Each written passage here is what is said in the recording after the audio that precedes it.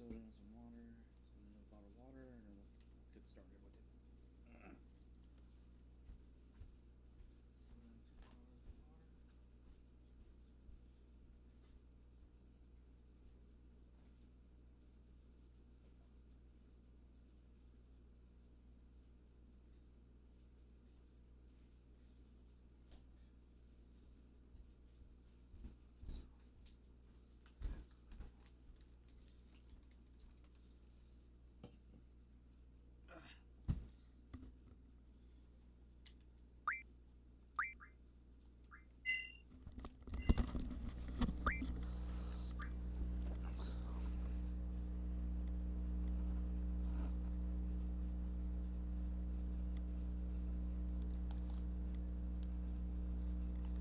All right. Okay. I'm here. I'm here, kids. I need to get your panties in a bunch. I'm here, and oh fuck. The fuck was I doing? Oh yeah, that's right. I was doing this.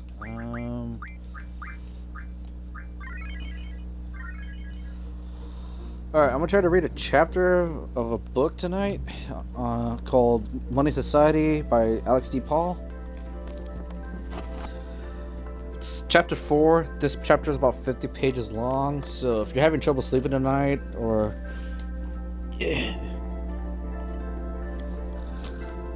you have trouble sleeping tonight, this is definitely the stream for you, because I will put your ass to sleep. Hey, Tosh.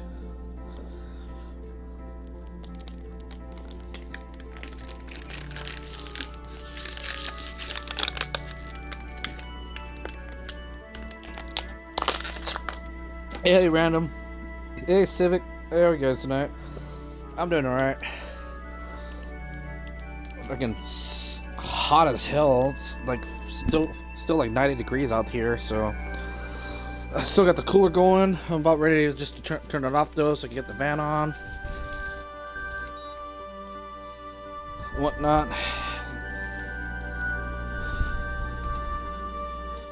Probably gonna turn off this big ass light, so I can read this shit in the dark, because the fucking light here adds like another 10 degrees in the room.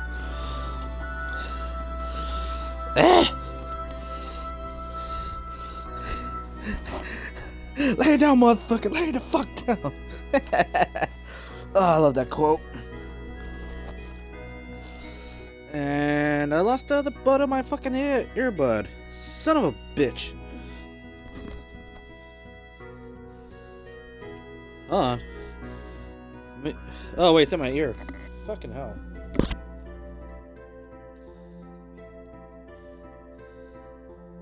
Yeah, but I'll be reading Money Society by Money and Society chapter 4 by Alex D. Paul.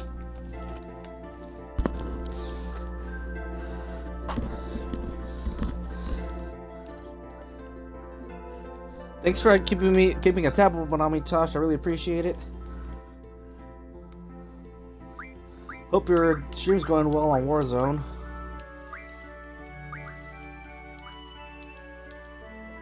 I'll be reading this from I'll be reading this chapter from the Balaam Hotel. Oh fuck! Hold on, I have another light on. Let me go turn that off real quick.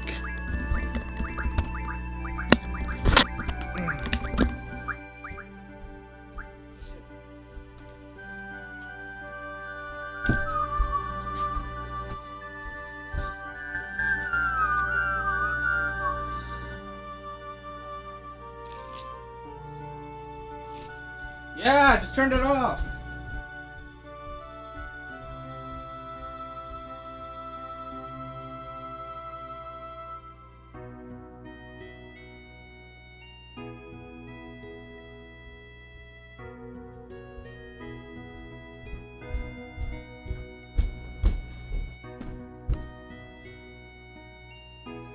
Yeah, for a book club.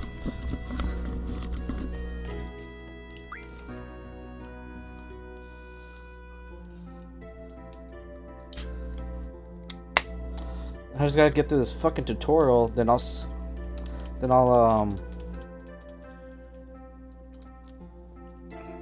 I forgot to mute my mic there. Sorry about that. Well, as that tutorial's going, how's everyone night going? Josh, how's going hiding in the bathroom in Warzone?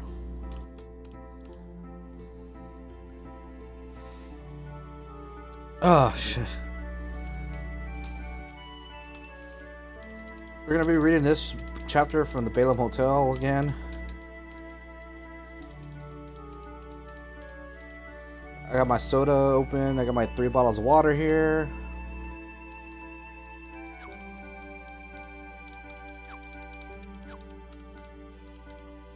Alright. Alright, now the instructor's done talking to me. Let's go ahead and get to Balaam Town. And let's start reading this fucking book chapter. Holy shit, I got 11 viewers. I got 11 people watching right now. You 11 people are gonna be entertained right now. Me reading a freaking book. Reading a 50-page chapter from a book. Well, it's 50 pages on my phone because of digital ebook. Keep in mind the diction isn't gonna be the best. Ah shit. Let me beat the shit out of this thing and then we'll start doing this. Oh, Civic, thanks for the gift of sub to Tasha.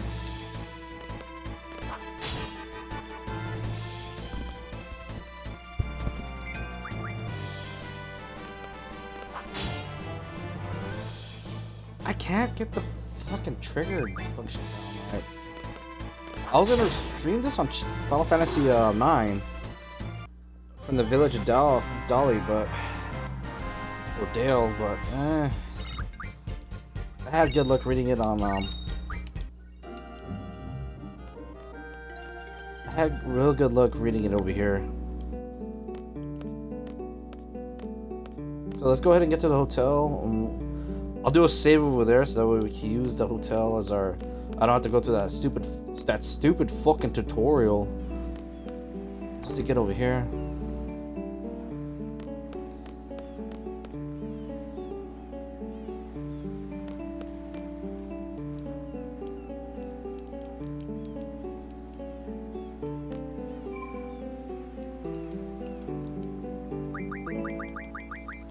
Alright, here we are. We're in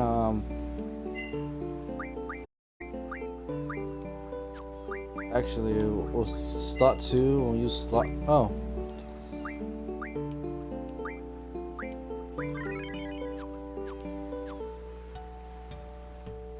Do you know what happened on Emmy stream? Honestly, I don't know. I got there when it ended. So the only thing what I got from it was that I guess Visionary's over, and he went to go take a nap because he's a little bit inebriated. But then I guess the neighbor started knocking. And so then when it said "be right back," I got to the "be right back" screen. I don't know if it was a noise complaint, but she said she'd fill us in tomorrow. Oh man, it went from 11 to 5. Whatever. She came back and she told everyone that she's fine, and like so everyone stopped freaking out. But then she said on Discord right now, just a bit ago, she's like, "Wait, you guys don't know if it's really me. Guess y'all have to find out tomorrow."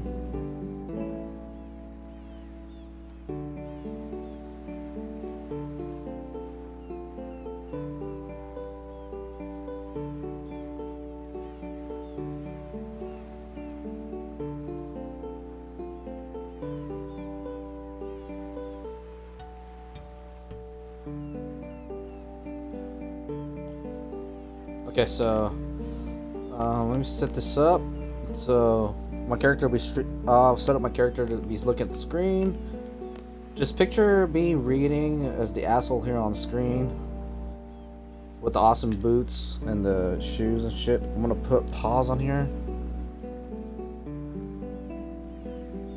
If there is an Emmy, there's possibly an Emmy imposter. You never know. It might be an Emmy imposter. Anyway, if I do this right, I should be able to have,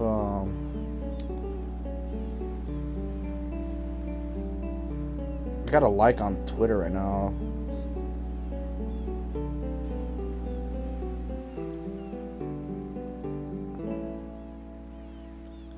Rip Emmy. That's what I said. Hey Kitsune, so just in case if you're having trouble sleeping, I'm gonna put your ass to sleep right now. Let me just open up digital editions. So, this is... She will be missed. Yep, she will deeply be missed.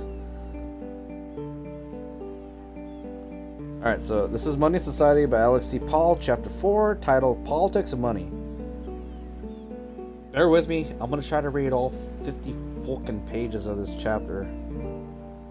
And if I can't get through it, then oh fucking well, I'll finish the rest on Wednesday or no, actually I'll finish reading the rest out loud on tomorrow night. If I don't put myself to fucking sleep right now. You know? Alright. Fix my phone charger real quick so that way it's not... I might have to vote out the imposter. Well, she was already looking kind of sus, so... What if the Emmy that we're used to is the imposter? What if the Emmy we've been watching is the imposter? And the one that was knocking on the door is the original Emmy. I mean, that'd be sus of you too with that hair. Alright. So last time it took you about an hour and a half to read 40 pages out loud. So let's shoot for like an hour long. Let's shoot for about an hour and a half on this one too. Alright, Politics of Money. 4.1. The foundations and fundamental problems of contemporary money. This note is legal tender for all debt, public or private. This strange phrase is found on all U.S. dollar bills. By law, the U.S. government stipulates that all tax, financial, and legal obligations between private persons and the state, and even those between private persons within its sovereign territory, are to be redeemed in dollars. As long as debts are expressible in monetary terms, the U.S. government guarantees everyone's right to pay and definitively settle them through payment in dollars. Or, depending on your perspective, the government obliges every person to do so. The same applies to the euro in the Eurozone, the franc in Switzerland, and the yen in Japan. Real money is what central bank issues in the name of the state, a small percentage of which circulates as cash, and that is in the form of banknotes and coins, while the rest is held by commercial banks, seldom as physical cash reserves, but mostly commonly as book money reserves. Commercial banks can acquire central bank money by indebting themselves to the central bank, for which they must hand over assets with a certain minimum rating to serve as collateral for the loans. By changing the base rate, the interest rate, commercial banks must pay to borrow. The central bank affects their demand for central bank money. Central banks can also make central bank money more easily available by being willing to take on more assets, or, conversely, they can reduce its availability by shedding the assets they own. In the latter case, they take back central bank money and thus remove it from circulation within the economy. In principle, central banks thereby have the power to create from thin air, or to put it in another way, to print it at will and to make it disappear again by destroying the banknotes they take in. However, this power is constrained by the legal prohibition on certain kinds of open market transactions, and by the fact that access to central bank credit depends on commercial banks actually handing over assets as collateral.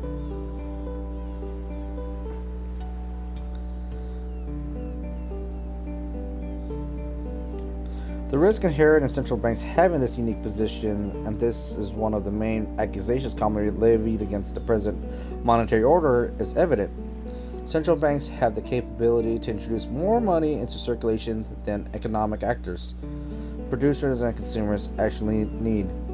This would cause conflation, in the sense of generalized rise in prices without there being any shortage of goods and supply or any rise in demand, simply because too much money is available. Prices would lose their allocative function and value as communicators of information. The same principle applies to an undersupply of central bank money to the economy. When a fall on average prices, deflation results not from decreased demand but from an overall shortage of money to spend. The interpol comparison of prices would become impossible and misallocations of goods would be the result. For this reason, The official public mandate of central banks is to monitor developments in their currency area as closely and with as much foresight as possible, and to adjust the quantity of money available to match real economic expansions and contractions. Central banks might have other responsibilities and tasks, but their chief duty is to keep prices stable.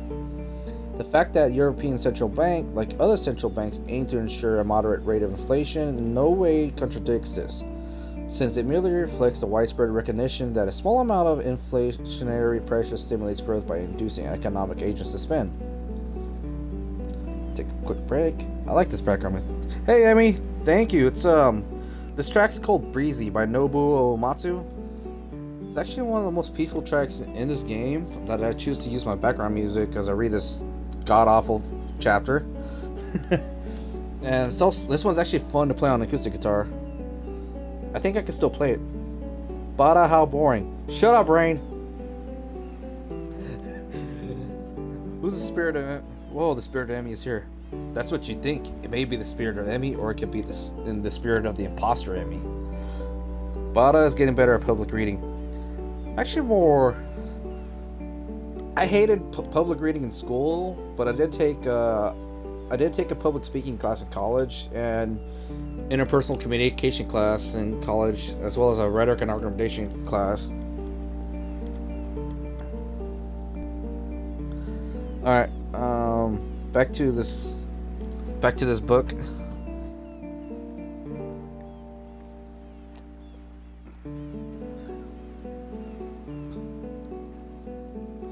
I love you too, Rain. Emmy is a bagel. Yes, she is indeed a bagel. Or is she a dumpling?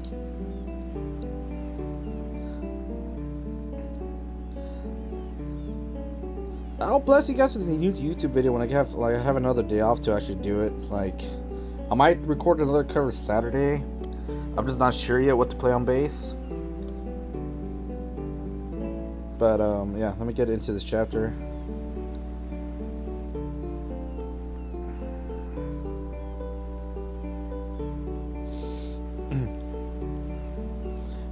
It has become a commonplace, or even a dogma, that in order to focus their efforts effectively on their primary objective of price stability, central banks must be politically independent. Yet today's central banks are, in fact, political institutions created by and embedded in the politico-legal orders of states or union of states. Rather than being truly a political bodies, political independence therefore refers on the one hand to the fact that governments have no power to direct them to reduce or expand the money supply, and on the other hand to the fact that they are not allowed to directly buy government bonds and thereby finance the government. Otherwise, there would be no limits on government debt or to governments putting pressure on their central bank to print money beyond what is justified by economic growth, and then using this excess money not backed by economic activity, to, for instance, indirectly buy votes by stimulating the economy before elections.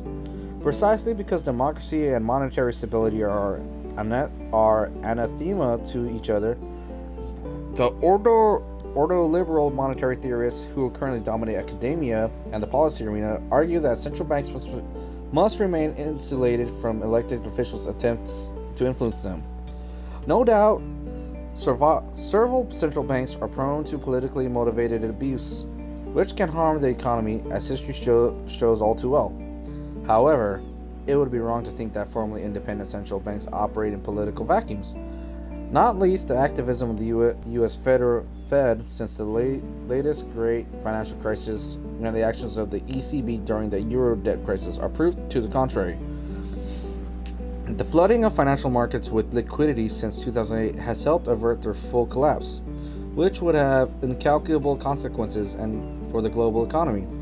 Moreover, it was the ECB that successfully curbed speculation against the euro, or more precisely, the debt servicing capacity of southern European states. But regardless of whatever one believes these interventions led by the Fed and the ECB to be justified or even indispensable, the question remains whether their loose monetary policy ought not to be grounded by some form of democratic legitimation. For ordo-liberals, by contrast, politicizing central banks more than they already are would undermine their supposed capacity to engage in dispassionate and objective decision-making. Another difficulty, representing a second major problem with our current monetary order, arises from the fact that money creation by central banks is only the first, or rather, as we will see, the final link in a much longer chain of money creation. As borrowers and recipients of central bank money, commercial banks do not simply pass it on to business and private customers, but rather use it to cover book money that they have already created through loans. Banks issue loans to clients, enabling them to meet their payment obligations towards other economic actors. A borrower could, of course, request money from the bank that their loan, usually issued against collateral, be paid out in cash. However, in practice, they will usually be satisfied to have it credited to their bank balance, which they can then transfer to others. From a client's perspective, the bank's book money is functionally equivalent to cash, and even the recipient of the transfer will rarely want to cash out all the funds paid onto their accounts. Banks, therefore, only need to hold a small fraction of their book money in reserve as cash. Legal requirements require banks to hold a certain percentage of their book money as cash to ensure that withdrawals by individuals, exchanges of books money into cash, are always possible. Textbooks on money and finance often treat their percentage as giving rise to a multiplier effect that enables banks to create money. For example, given a reserve requirement of 10%, the story goes banks could correspondingly lend up to 900 euros for every 1,000 euros they hold. The original 1,000 euros may have been borrowed from the central bank or come from the savings of depositors. As soon as the 900 euros that have been lent out are deposited at another commercial bank, that bank in turn can make loans amounting to 810 euros while holding 90 euros in reserve, and so on. With only 10% of the sum of credit always needing to be backed up with central bank money, a cash sum of 1,000 euros allows for the creation of up to 10,000 euros in book money. By means of the reserve requirement, the state or the central bank can limit the amount of money creation banks engage in. Yet this explanation is wrong. This is not because minimum reserve requirements have no effect or because banks circumvent them, but because the predatory creation of book money precedes the creation of reserves. First, loans are made and then commercial banks draw on central bank money. They can do this because at any given moment, central banks stand ready to supply them with reserves, in exchange for which they must pay interest and surrender collateral, specifically debt securities. What commercial banks aim for is to earn a higher rate of interest than what they must pay to the central bank.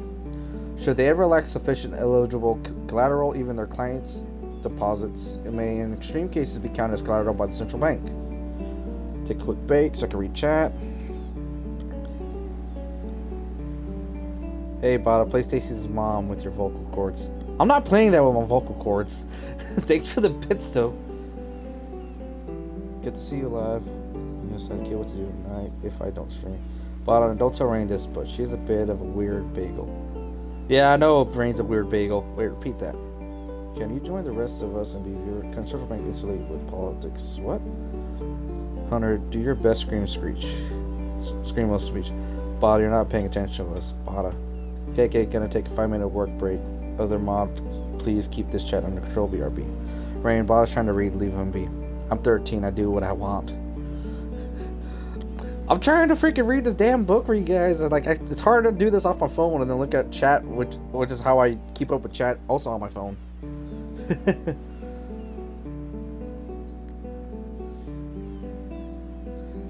Do your best screams. Scream will screech. I'm not doing that. I'm not doing Stacy's mom with my vocals.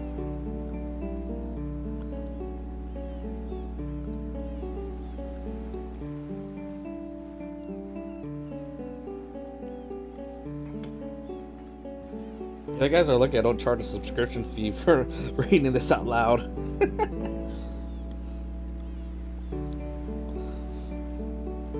I should read a whole paragraph with like a Morgan Freeman impersonation.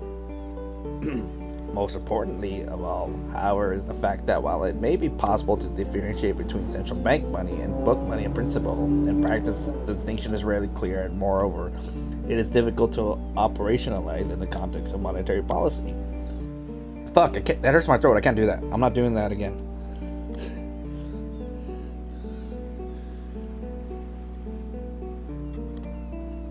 In addition to central bank money, circulating cash, and central bank money held in reserve by commercial banks, there are also clients demand deposits, saving deposits with and without term limits, fixed term deposits, promissory notes, money market funds, and many other more or less cash equivalent monetary objects.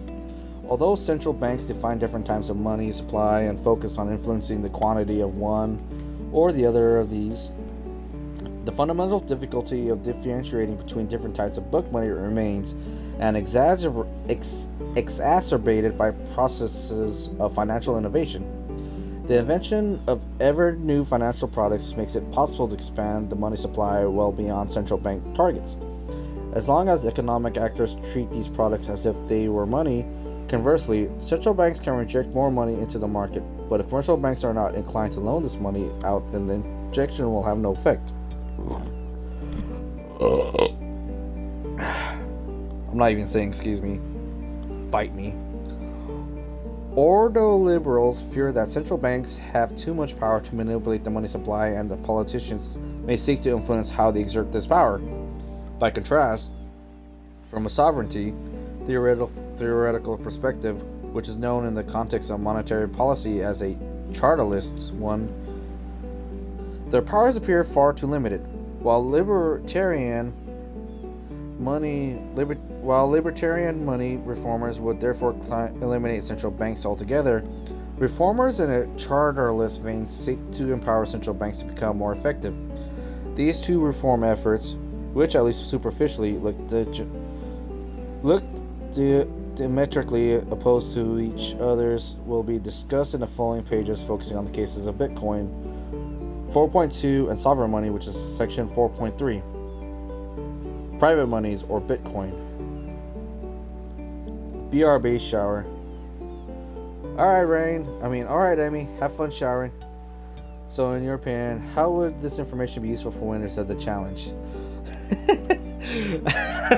I think Ashley Milliner Mitchell could definitely read this book to so that way she could save on her million. I heard that she had to freaking pay a shitload of taxes on her prize money that she won from Final Reckoning. Well, that's what she said, on her Instagram.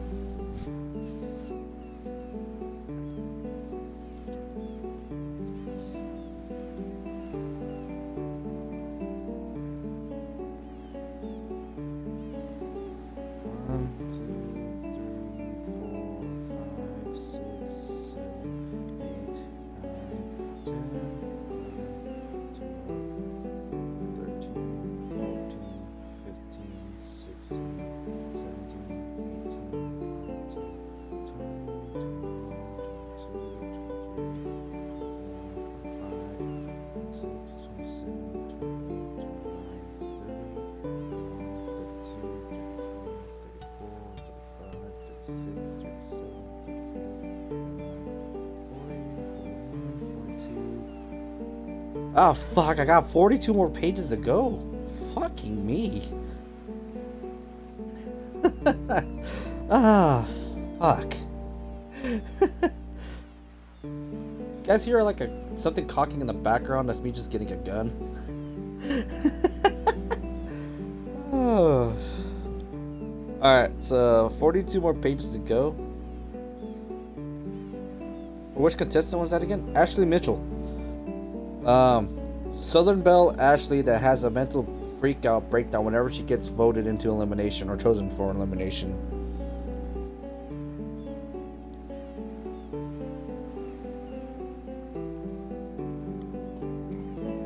Welcome back, Civic. Em just went to go take a shower. Rain's a weird bagel.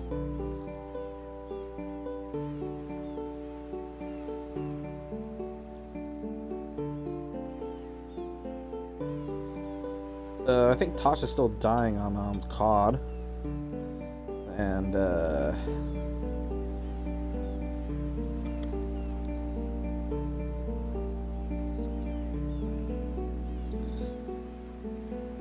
what the hell? funny. I'm going to shower myself. And Random's going to go take a shower. So yeah, there's that.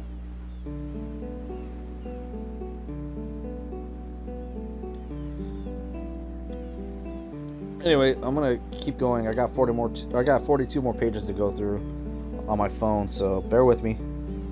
All right, so we're on section 4.2 of this book, titled "Private Monies or Bitcoin." I'll leave the tab open for you though. Thanks. Is it shower time? Shower stream, Bada? I'm not doing a shower stream. No, I'm not doing that. I'm not doing that. If you guys want me to do a shower stream, everyone's got to donate $1,000 just to view it.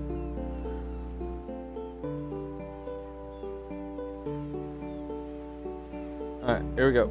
Alright. 4.2.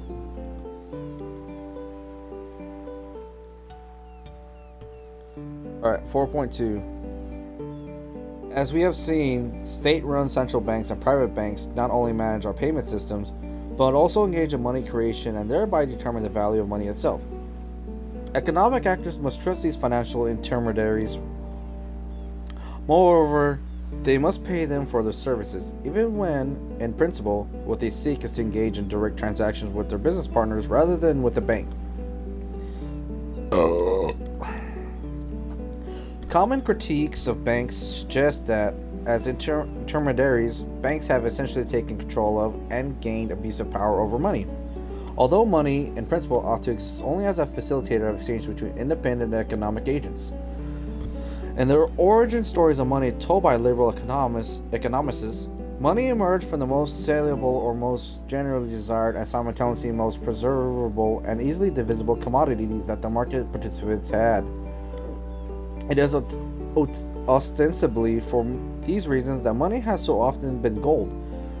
Money, the argument goes, should be beholden to no authority or third party, such as a state, but only to its private owners.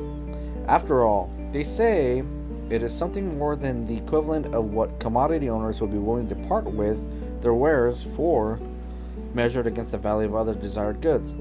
In usurping the coinage prerogative, that is, the right to make gold or other precious metals into coin, the institutions of the state may perhaps have served the common good inasmuch as they standardized money as a commodity, but at the same time they gained the dangerous power of being able to manipulate the purity of the coinage at will. The price economic subjects paid for the coining and the standardization of money, the critique goes, was their gradual disposition and disempowerment as states claimed all of the gold for themselves and, so to speak, undertook to feed their citizens with official counterfeit currency. Such license abuse of private money, critics argue, was worsened by the introduction of unbacked paper currency. When political authorities seized the power to create money and cover public spending with paper notes at will, and thus to inflate any already existing paper money, they further dispossessed money owners by subterfuge. Supposedly, neither the formal independence of central banks from government nor the existence of private banks changed this. And to make matters even worse, in democratic systems, central banks are under the constant pressure from elected officials to abuse their central banking power. For libertarian critics, the fact that private banks create money, as explained above, is no corrective.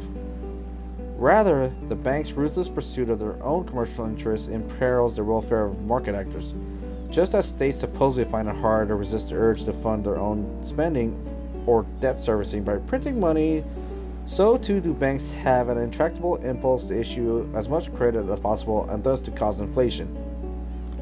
Thus, the real economy is repeatedly forced to go through disastrous deflationary crises.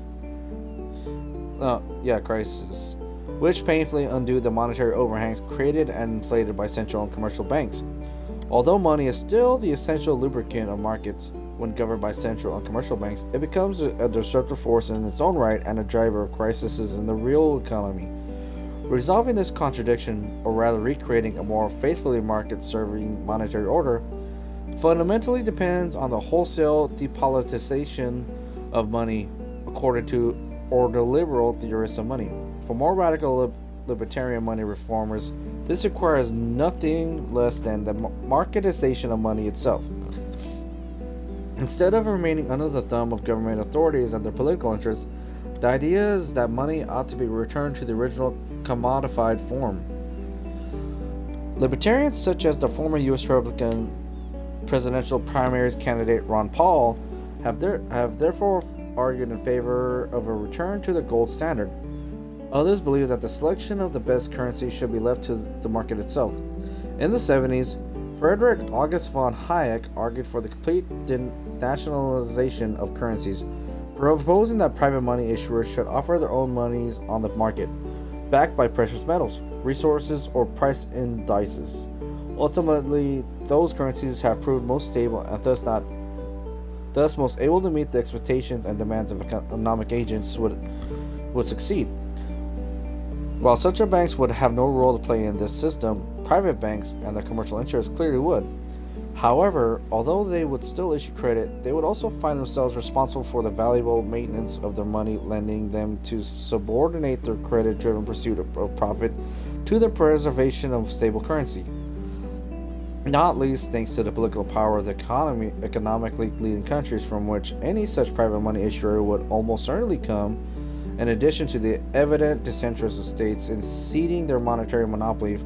For decades, no such currency competition in a Hayekian sense came about.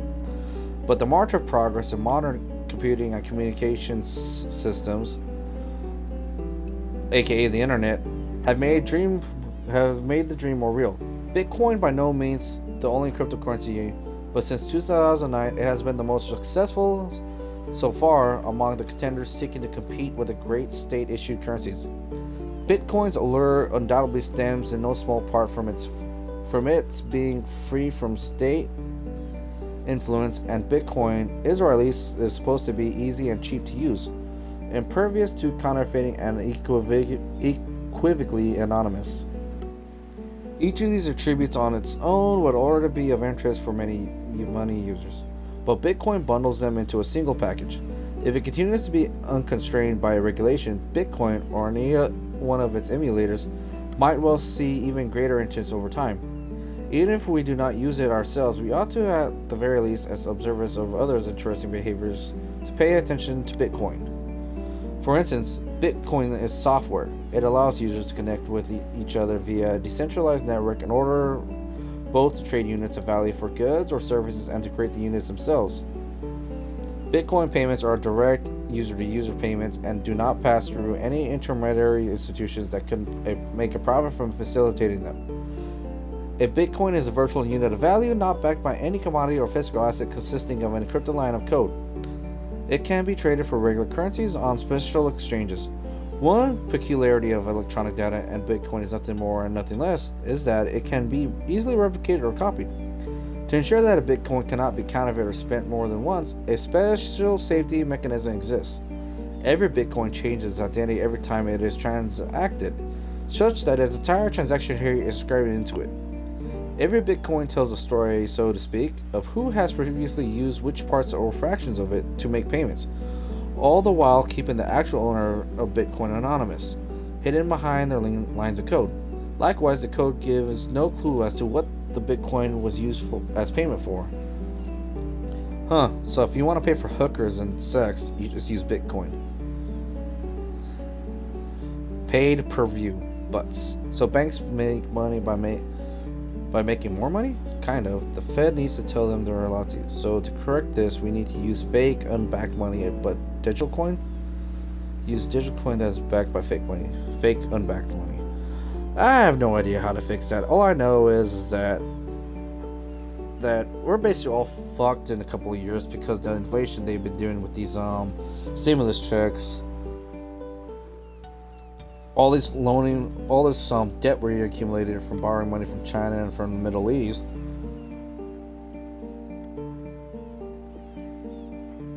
And the fact that the U.S. debt keeps tripling every fucking year.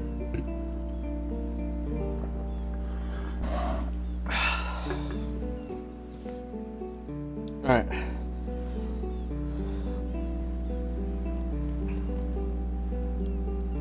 Next page. Yet the identity or genuineness of a Bitcoin or even or even the subdivided fraction of 1, must be openly verifiable for every user of the currency in practice, this works through parties in any transaction reporting their side of the transaction to the entire Bitcoin network, while the other participants in the network verify it. They check the correctness of the transaction history of the respective units of currency. Once this process is complete, the new information generated by that transaction, that is, the expanded Bitcoin identity, is communicated to the entire network. The Bitcoin network therefore forms a complete and all-encompassing ledger of transactions that is not only decentralized, but also impossible or extremely difficult to falsify. The network itself forms the distributed ledger. But what incentive is there for non-participants in a given transaction to help verify it? The system rewards the user who is quickest to verify a given transaction with new Bitcoin. Therefore, with each transaction that is carried out, or more precisely with each block of simultaneously verified transactions, the amount of Bitcoin available in the system grows incrementally in a way that all users can see.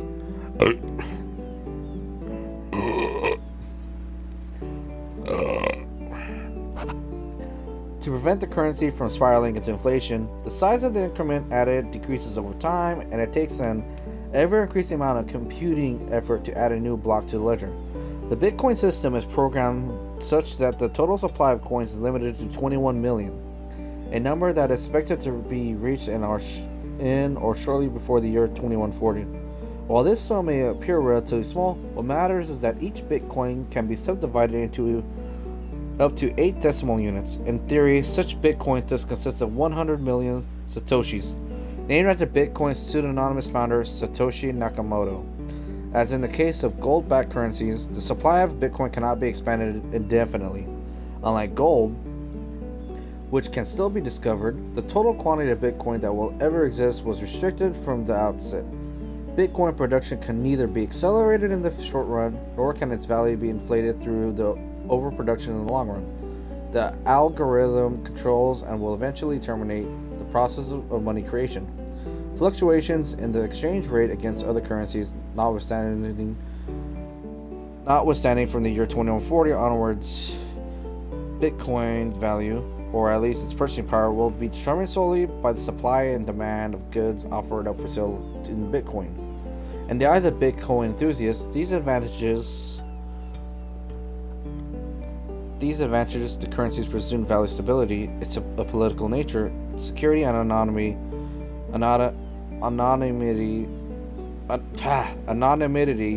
the absence of intermediaries, and the low cost will guarantee its success, or at the very least herald the beginning of an age in which the principles informing Bitcoin will undo our present deeply flawed monetary order. Probably, almost certainly, they have declared victory too soon. In the first place, a number of practical issues stand in the way of established currencies disappearing or even merely being substantially weakened. Second, a number of disadvantages weigh against the supposed advantages of this political currency. And third, as we will be shown, Bitcoin is unable to definitively resolve the core problems with existing money, but merely delays them. One of the main reasons why Bitcoin is unlikely to replace large national currencies anytime soon is that states can actively resist its advance. Particularly in the cryptocurrency, if the cryptocurrency is used even more than it has been so far for trading illegal goods, tax evasion, and financing terrorism, or if it were to undermine central banks' monetary policy making. It is hardly a coincidence that Bitcoin was the currency of choice of the now defunct online platform Silk Road, where not only drugs, human organs, elephant tusks, and weaponry, but apparently even contract killings were for sale. What the fuck? That was a thing? Hold up. You mean to tell me I could have logged onto that website Silk Road and requested weapons? And for people to be fucking murdered? Huh. I might need to visit that thing or request a contract now. Meantime, I could have found work on a session on that fling. That's fucking funny. I wonder if that's how Agent 47 gets paid.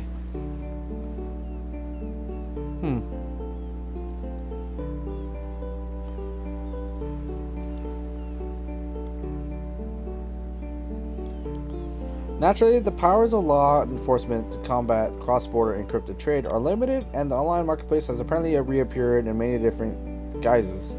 But states' powers of surveillance and suppression should not be underestimated, especially because illegal online trades usually involve real acts or items. In these cases, states take aim less at the currency than at the deals it facilitates. The situation would, of course, be different if a massive exodus of generally law-abiding citizens to Bitcoin were to take place, with the effect of neutralizing public monetary policy. If everyone used Bitcoin, the effective money supply would be even more difficult to control than it is today, and central banks might fail in their mission to stabilize financial market activity. In such a scenario, states would likely attempt to criminalize the use of Bitcoin itself. How effective such an attempt would be is anyone's guess. Perhaps some would cease to use Bitcoin, while for others its allure would increase further. Yet, such a situation in which states, or at least major ones or major currency areas, face such a run for their money is not on the horizon. Proponents of free competition between different monies routinely underestimate the lock-in effects that established government-issued monies have, which make the substitution of one currency for another unlikely in practice. Even in theory, it might have certain advantages. First, the usefulness of a currency depends not merely on its value retention, but even more so on the number of actors using it, such that even a relatively unstable but widely used currency will generally, ceteris paribus, be preferable to a stable one with limited geographic and social utility. Second, states can force citizens to pay taxes, fees, and penalties in the national currency while paying out welfare entitlements and other transfers in the same way, with a share of GDP attributable to government expenditure of up to 50% being the norm in Western countries. It would be hard for anyone to avoid the state's money. Third, adjusting to a new standard of value takes a long time, not least since the constant repricing of goods is needed before a new standard can replace the old one in people's way of thinking. Consequently, it is highly unlikely that Bitcoin or anything like it would effectively compete with the likes of the euro, dollar, or even just the pound or Swiss franc anytime soon. A second set of obstacles to Bitcoin's glorious revolution lies in the disadvantages of the new currency, which potentially more than outweigh its advantages. Two problems stand out above all others, which taken together make it hard to imagine Bitcoin ever playing the role of stable and neutral means of exchange despite the hype from its proponents. First, although Bitcoin has enjoyed a gradual broadening of acceptance as an alternative means of payment in the world of online businesses, it has clearly been much more extensively used as something else, namely as an investment, or to be precise, an object of speculation. A quick look at the exchange rate makes this amply clear. The first Bitcoin had nearly negligible value. In early 2009, 1 euro cent would buy 20 Bitcoins, while 1 euro was worth around 2,000 Bitcoins. In spring 2011, Bitcoin reached parity with the euro. In the autumn of 2012, the value of a single Bitcoin reached 10 euros. Then in the course of 2013, first 100 and later a peak of around 800 euros, only to collapse again to under 200 euros within a few months. It climbed again to more than 17,000 euros in late 2017, before falling to under 3,000 in 2018, and again rising to over 11,500 and falling to 6,000 before the end of 2019. These developments in no way correspond to changes in the usage of Bitcoin for exchanging goods and services. Rather, they have been driven almost exclusively by currency speculation. So, no Bitcoin. Got it. Stay away from Bitcoin. Stay away from Bitcoin. It's like this fucking whole. It's like that. Everything I just read now just shitted on Bitcoin.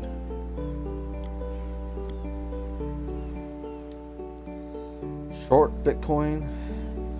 I see Bitcoin having a short life. I have no idea what the fuck I read. Hey Luna. Welcome to some ASMR reading. I'm reading this chapter 4 in this book called Money and Society by Alex T. Paul.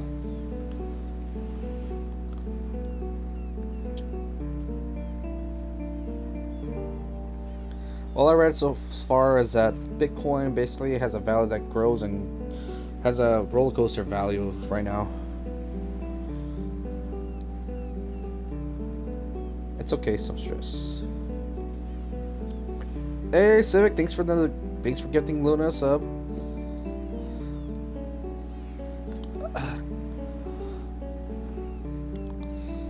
Although the casual links are difficult to prove, it is likely that the first, in hindsight negligible but at the same time striking spike in 2013 was connected with the banking crisis in Cyprus, which saw depositors being forced to contribute to bailing out their banks.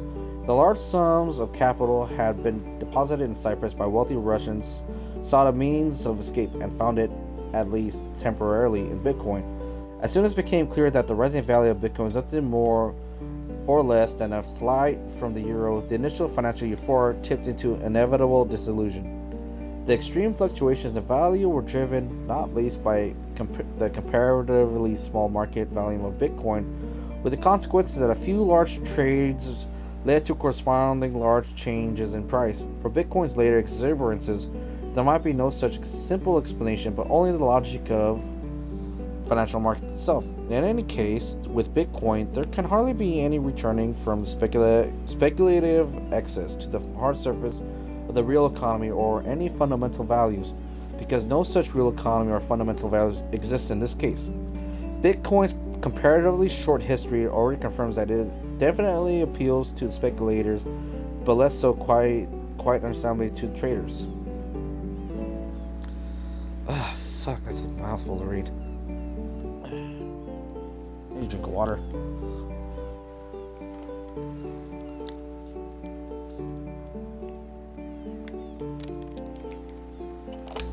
Yeah, Luna, hope things get better for you. I mean, things can always be worse. You can wake up one day, find out your cat shitted on your pillow, and it's right next to you as the first thing you see.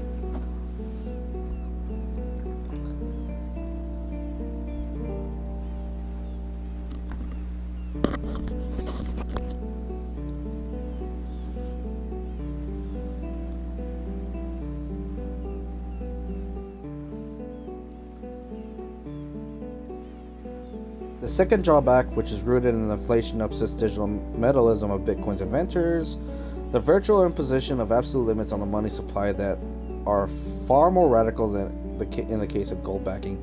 It's the opposite of inflation, to wit, continuous deflation. What? The inevitable long-run consequence of limiting the quantity of Bitcoin to 21 million units flies in the face of any common sense, non-libertarian economic thinking. If ever large amounts of goods are to be traded using an unchanging quantity of money, the prices of these goods would go down, and conversely the value of purchasing power of the money must go up. This would be less of a cause for concern if falling prices did not, from all previous experience, lead consumers to postpone their purchases for as long as possible in order to be able to get more for their money later. Because the reluctance to consume leads to a decline first in trade, then in production, today's monetary authorities fear deflation much more than moderate inflation of a few percent per year, which in principle, like a punitive negative interest rate, pushes people to consume or to invest instead of holding onto their money, ignoring short or medium term, that is, speculation-induced fluctuations in the exchange rate. The promise of Bitcoin to its users to be a not merely stable, but rather endlessly appreciating currency. The price to be paid for this asset accumulation, however, is the stagnation of the real economy, or at least so to be if Bitcoin, contrary to any reasonable expectation, were ever to displace established currencies. Third, and finally, two structural contradictions of how Bitcoin was conceived bear mentioning. These problems are neither unique to Bitcoin nor, as its adherents generally assume, to established currencies. On the other hand, imagine that any money that can work without users trusting other exchange partners or banks is foolish. On the other hand, the re-emergence of financial intermediaries would scarcely be preventable, particularly if Bitcoin was ever to become a success story. In fact, the trend towards intermediation is already visible in Bitcoin today. Jesus Christ, this whole page is a fucking chapter.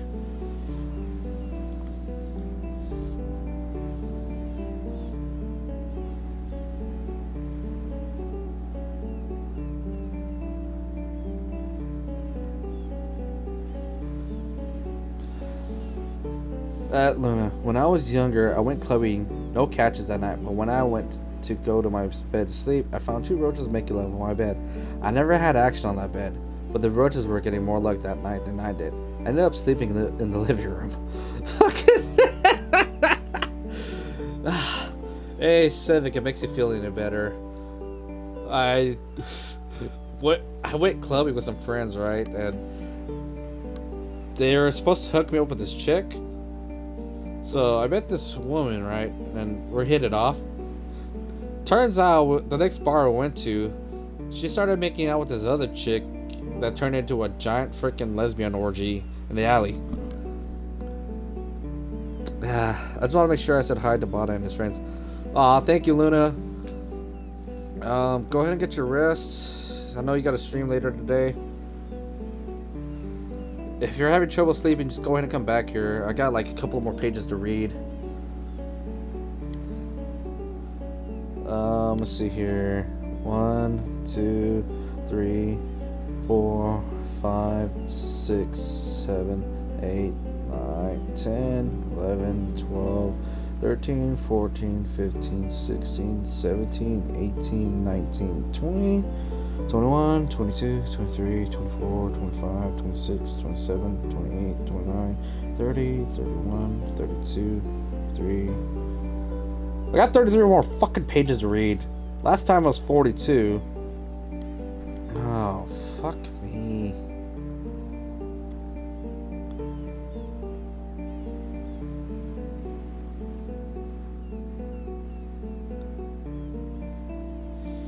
Alright,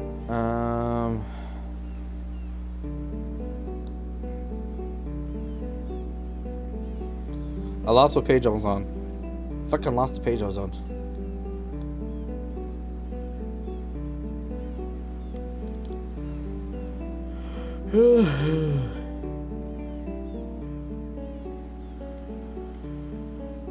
Okay, I think I found the fucking page. I could be wrong.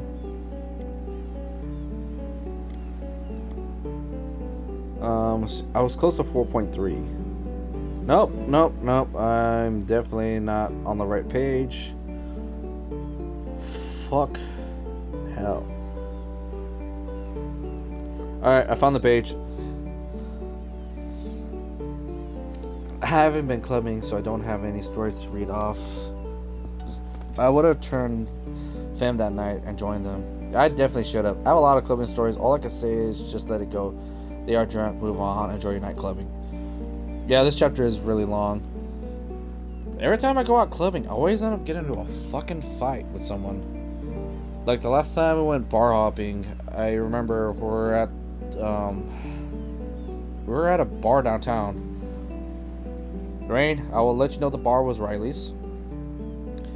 And I was at the bar, and I'm always like the 5th wheel, 6th wheel, 7th wheel.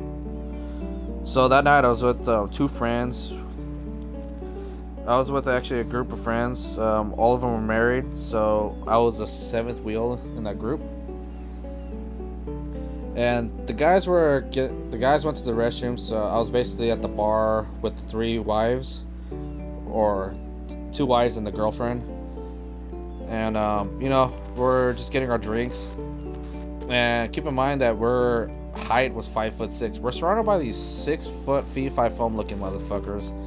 Like, two of them were like 6'8", well, the other one was like 6'4", and one of them was 6'5". Well, one of them turned around and said something rude to one of our friends, like one of the girls. He says shit like, yo, get your tits off of me if you don't want me to touch you, or something. Like, you got your tits popping out or some shit like that. Well, he said something very rude to them, and then like my buddies that were coming back, they heard that. Well, that didn't sit over too well with me, and fucking bashed a bottle on the back of his head. Cause I was so fucking short, no one saw it was me. They didn't know it was me. So then one of those guys turned around, sucker punched the dude behind me. That's with his group of friends that are around the same height. A fucking brawl started out. I shoved the girls out, so we go out the front. I texted the guys to go out the alleyway and just meet us at the corner. To meet us over there at Jerry's. The fucking cops came out to that bar and arrested that whole group that was brawling.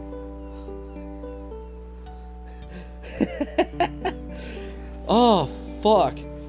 To this day, they didn't know it was fucking me that bashed the dude with the bottle. Like, you don't fucking talk to my friends that way.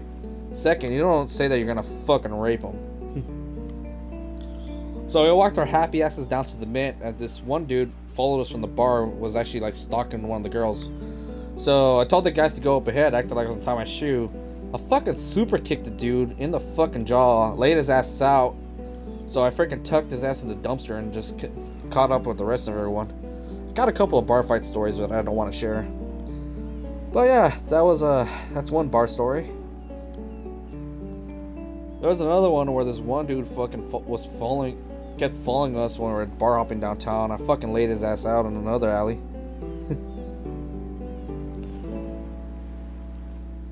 Fucking laid his ass out in the alley. Good thing, like, I made sure there's no cameras around. And when we were leaving that night, I guess someone found him knocked down the alley and like called 911 to see if he was okay.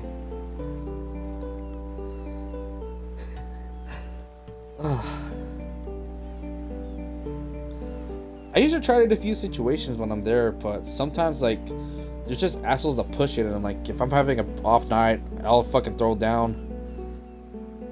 Like, I remember I was drinking at this bar called Sports and Spirits, and it was my birthday. And I fucking went to the bathroom. I was drunk as fuck. I bumped into a chair. People thought I threw a chair down, but it turns out I just literally just bumped into it and fell over. So the bouncer, he knows me, was just like, hey, look, I got these drunk idiots. They think you threw a chair. We're like, no, we're leaving. And I remember we're outside, like, we're smoking before we were gonna walk back to our buddy's house.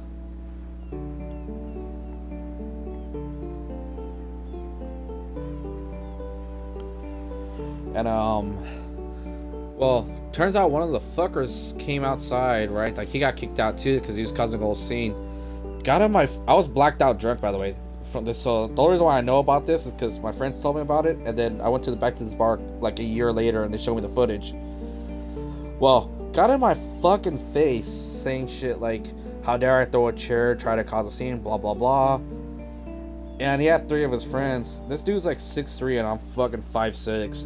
So I was fucking drunk. This guy was plus 100 pounds over me at the time.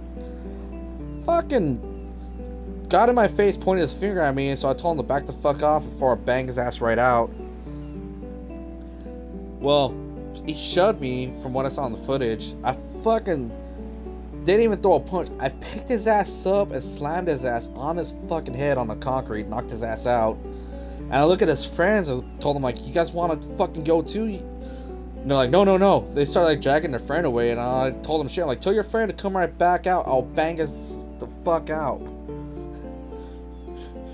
Well, when I went back to the bar with my buddies, like, the bartender and the bouncer showed me the footage, and they're like, they even told me, to go, yeah, I mean, like, we kicked you out, like, it was bullshit. Why we kicked you guys out? Like, we know that you didn't throw the chair, But then these assholes were still causing issues and we threw their asses out. Then they showed me the footage. I'm like, what the fuck? Like, I even asked them, like, so am I kicked out of the bar for life? To go, like, no, you did us a favor.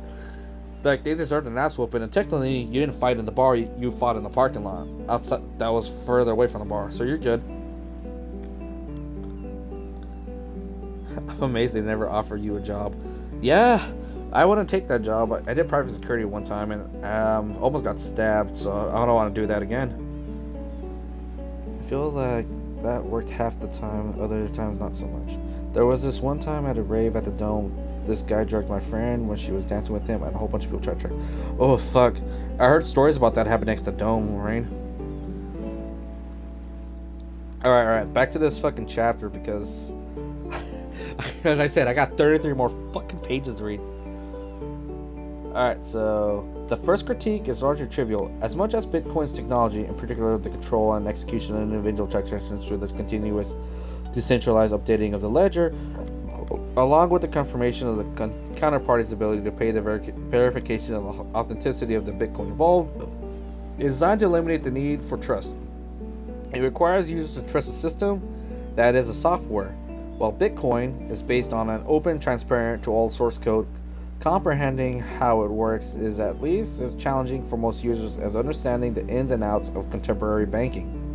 Instead of living with the organizational opacity of banks, Bitcoin users must accept this acute informational asymmetry. The majority of users simply assume that the system works as promised by authors who manage to describe it in non-technical, relatively accessible ways, just as most investors in securities inevitably base their assessments of the profit potential of particular assets not on their own expertise, but on assessments furnished by experts. Users must trust their own hardware, for if their computer crashes, encounters an error, is compromised or hacked, the game is up. So far as security is concerned, in other words, Bitcoin merely replaces trust in organizations, their rules, and their employees with trust in the technology and those who understand and command it. The need for trust itself remains. In fact, although the system has thus far proven to be fairly robust, attacks and instances of theft are not unheard of in the world of Bitcoin, and there is no reason to believe they will become any less common. The continued growth of Bitcoin is moreover likely to make the recruitment of new volunteers tend to the system's needs more difficult, precisely as appeal to criminal actors grows. Criminals is in quotation marks here because the term presupposes laws that define what is allowed and authorities to prosecute transgressors. In the case of Bitcoin, neither exists. Even simply defending the system against attacks, fixing bugs, improving security, and resolving disagreements requires mechanisms of coordination and powers of problem resolution. Even if the actors who manage these are not yet financial intermediaries, they are already third parties whose cooperation and motivation needs to be assured. They're impartially established, and their interest in maintaining the system, rather than manipulating it for their own benefit, somehow guaranteed. There is a modestly staffed Bitcoin Foundation, but the challenge remains to clarify for the future, not only within the Bitcoin users community, but also in relation to state legal systems, what rules should, and must apply to Bitcoin. Beyond this, there will... Oh, fuck, I fucking lost the page I was on. Fuck, fucking hell. The fuck? Shit. I lost the page. Okay. There is a modestly staffed Bitcoin Foundation, but the challenge remains to clarify for the future not only within the Bitcoin user community, but also in relation to state legal systems. What rules could, should, and must apply to Bitcoin. Found the page.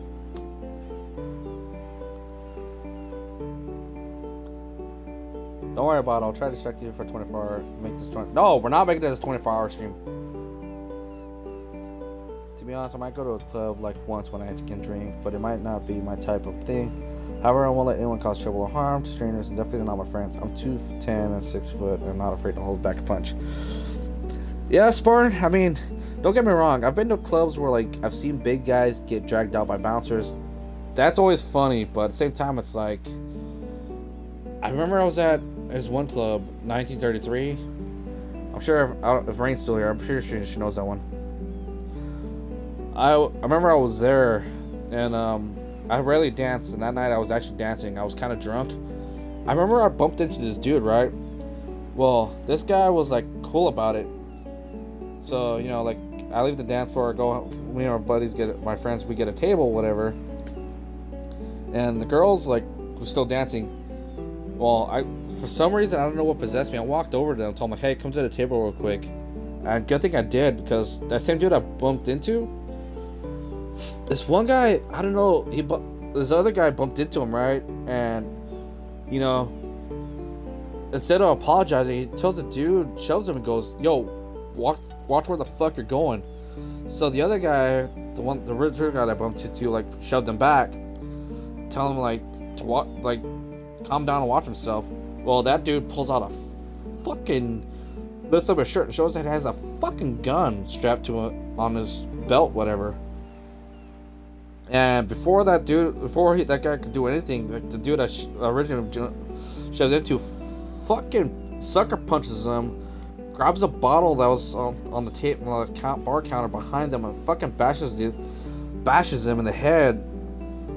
So the bouncers run over, and like both dudes are thrown out, but the other dude that was had the gun fucking got arrested for fucking bringing that in.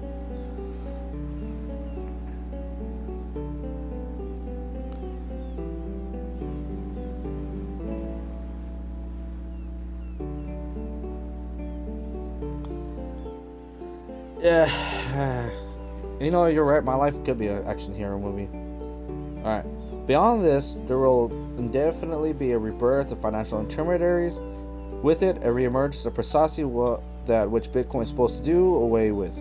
If users find their home computers to be too insecure, should they not entrust their Bitcoin to someone else's care, why in fact should banks not offer their clients the option to invest in funds that, among other things, buy Bitcoin? After all institutionalized Bitcoin exchanges already exist, most importantly, why should it not be possible, particularly given the lack of any legal rules that apply to cryptocurrencies, to borrow or lend in Bitcoin? How would anyone prevent those loans from being backed simply by claims on other Bitcoin rather than by real Bitcoin? Just as our book money merely represents a claim on cash rather than the cash itself.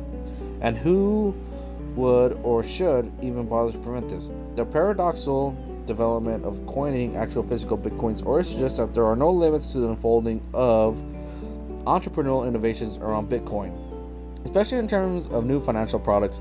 If Bitcoin and cryptocurrency as a whole are to have any future, an associated financial service sector and market will develop and will be populated by genuine crypto bankers as well as digital bandits. All this in turn will necessitate the reintroduction of precisely those regulations and laws that cryptocurrencies were intended to make obsolete. 4.3 Sovereign. We're halfway there. Got 31 pages to go. Best advice is to be the chill dude with a smile at all times when you get heat from drunk people. If they bother your girlfriends, let them be, but tell the girls beforehand to not only accept them to buy them a drink, but only from a waitress. Damn, that's insane. Used to hard-shouldered guys that didn't stand in the main walkway, and tell them sorry, I didn't see you. Was trying not to spill the drinks for the girls. Worked most of the time. Alright, so let's just say if I find someone who deserves it, they will be walking away with multiple bones of blood will be spilled. But this says, that's right, I will listen to and be like Civic to be a chill dude, but always aware of my surroundings.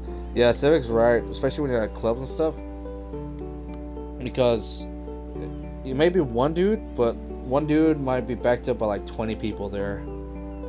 Like that night when I was told you guys I bashed that bottle on that one guy's head, and they sucker punched the other guy. Turns out it was 20 people fighting that night. So if they knew it was me, I could have got my ass beat by like fucking 5 feet, by like 8 or 10 people just for that.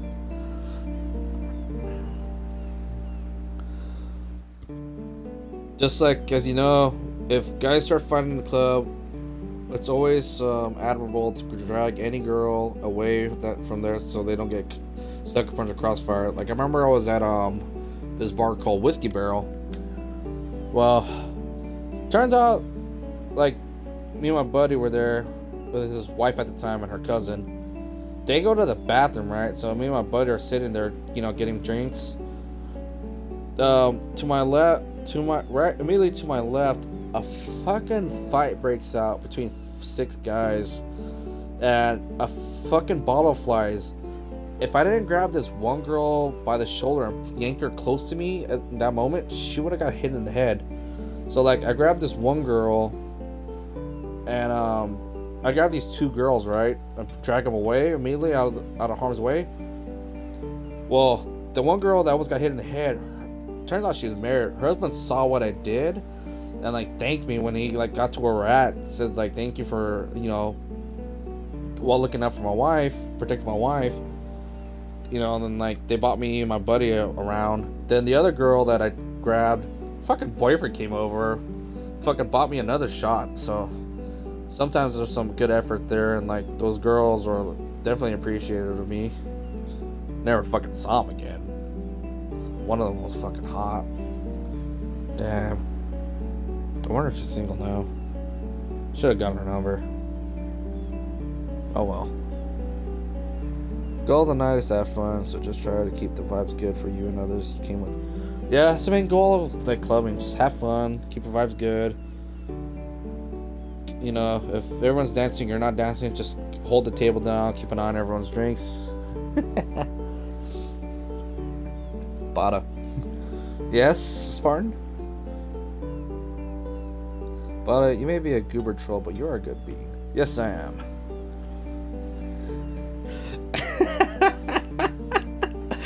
Oh, shit. I remember we were leaving Firehouse one night. We were drinking a lot, and we went to Denny's to eat. And walked over, and we walked right back to Firehouse. And the fucking last call was happening. There's a dude asleep in his truck seat, right? This is around 4th of July, about 4 years ago. He fucking had some firecrackers. And I was driving around home. Went through the firecrackers out the window. Scared the shit out of that guy that was asleep in his truck. Fucking people in the parking lot thought I was a bunch of gunshots, and inside of firecrackers go off. I fucking peeled out of that parking lot because I didn't want people to fucking get my license plate down and freaking call the cops on me. My buddy was drunk when he fucking did that. Fucking asshole.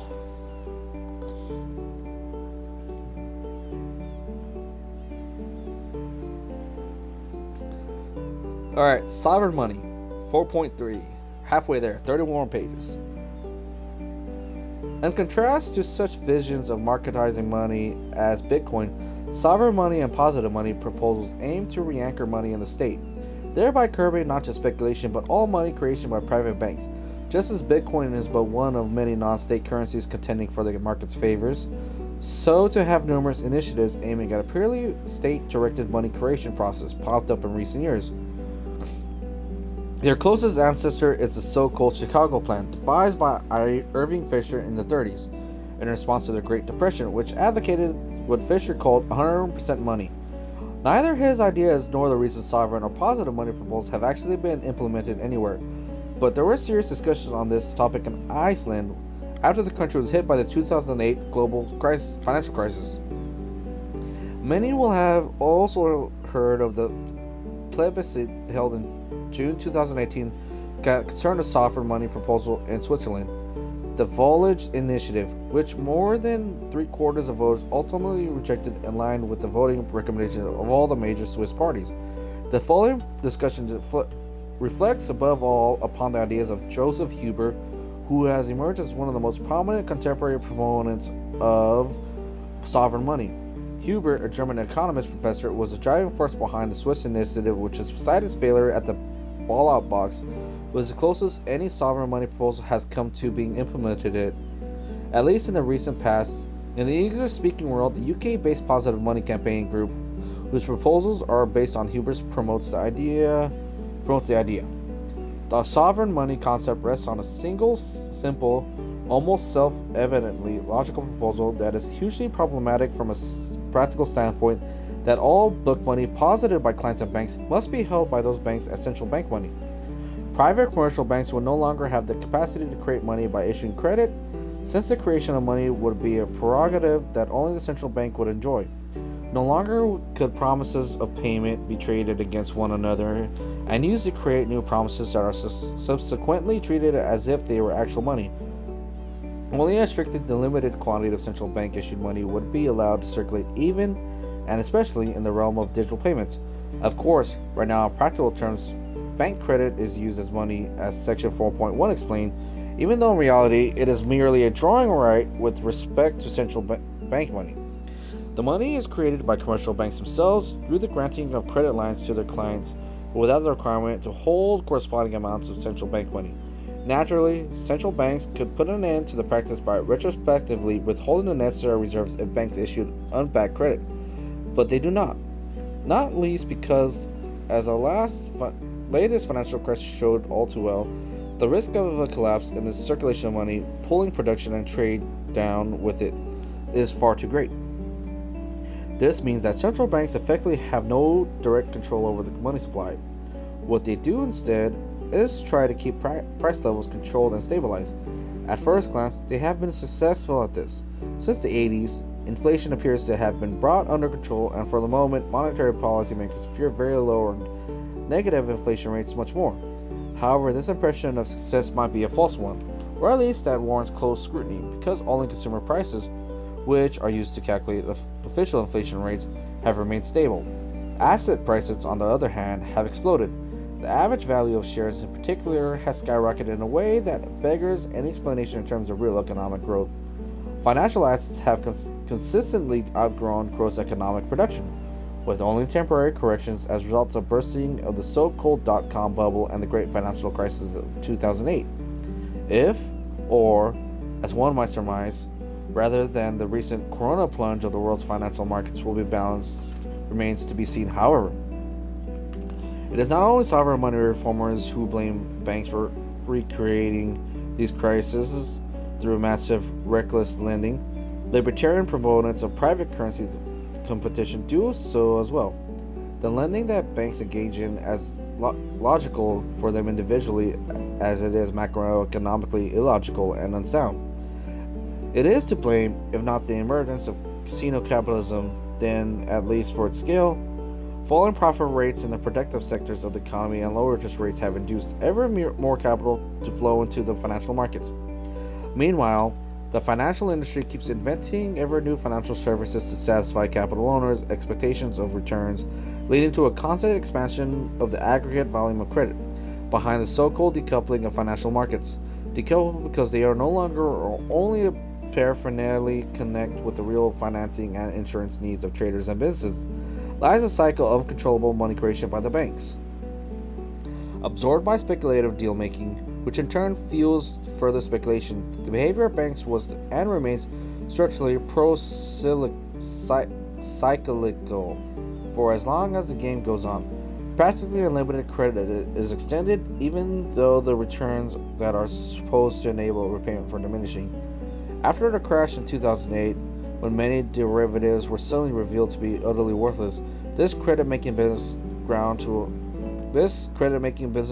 a halt. Long before the latest financial calamity, it was already well known that the deflation of speculative bubbles and subsequently sink real economies, because what counts in times of crisis is suddenly only central bank money, as inflated promises of payment suddenly turn into demands for repayment. In 2008, the world's great central banks averted a complete global economic meltdown, but only at the price of such a massive injection of central bank money that the groundwork for the next crisis was already laid by the resolution of the last one. Although the list of the reasons for the last massive crisis is long, not least apparent exhaustion of the capitalist system of production in the core Western economies, the diagnosis of the bubbles as being caused by some defect in the monetary system is compelling.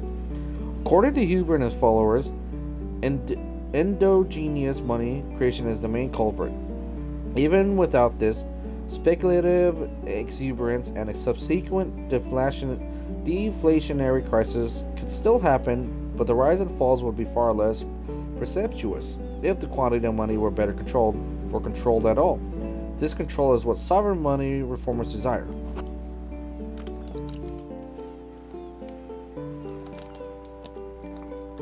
Oh, fuck this chapter. Fuck this chapter.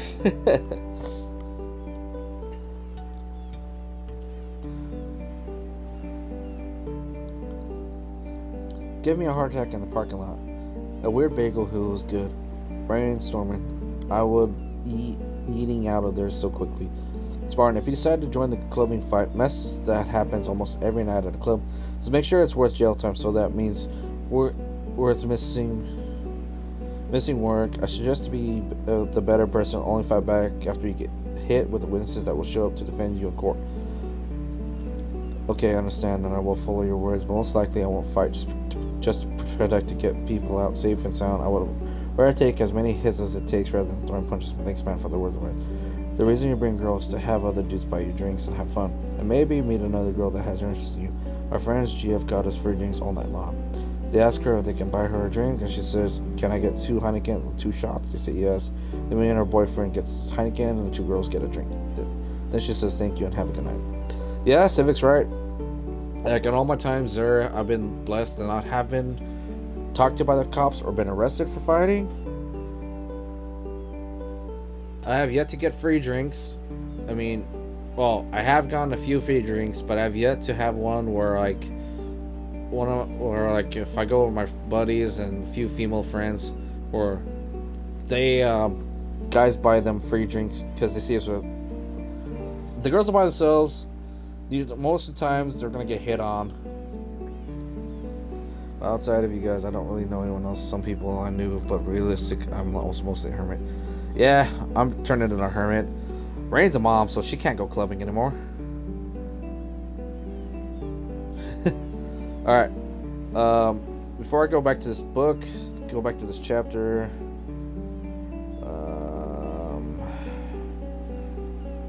Let me see how many pages I got left.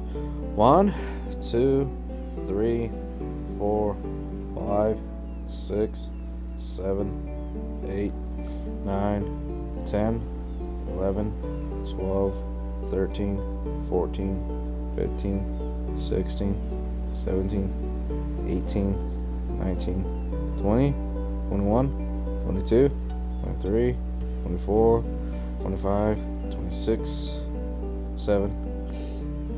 Alright, 27 more pages. Hallelujah. 27 more pages, everyone.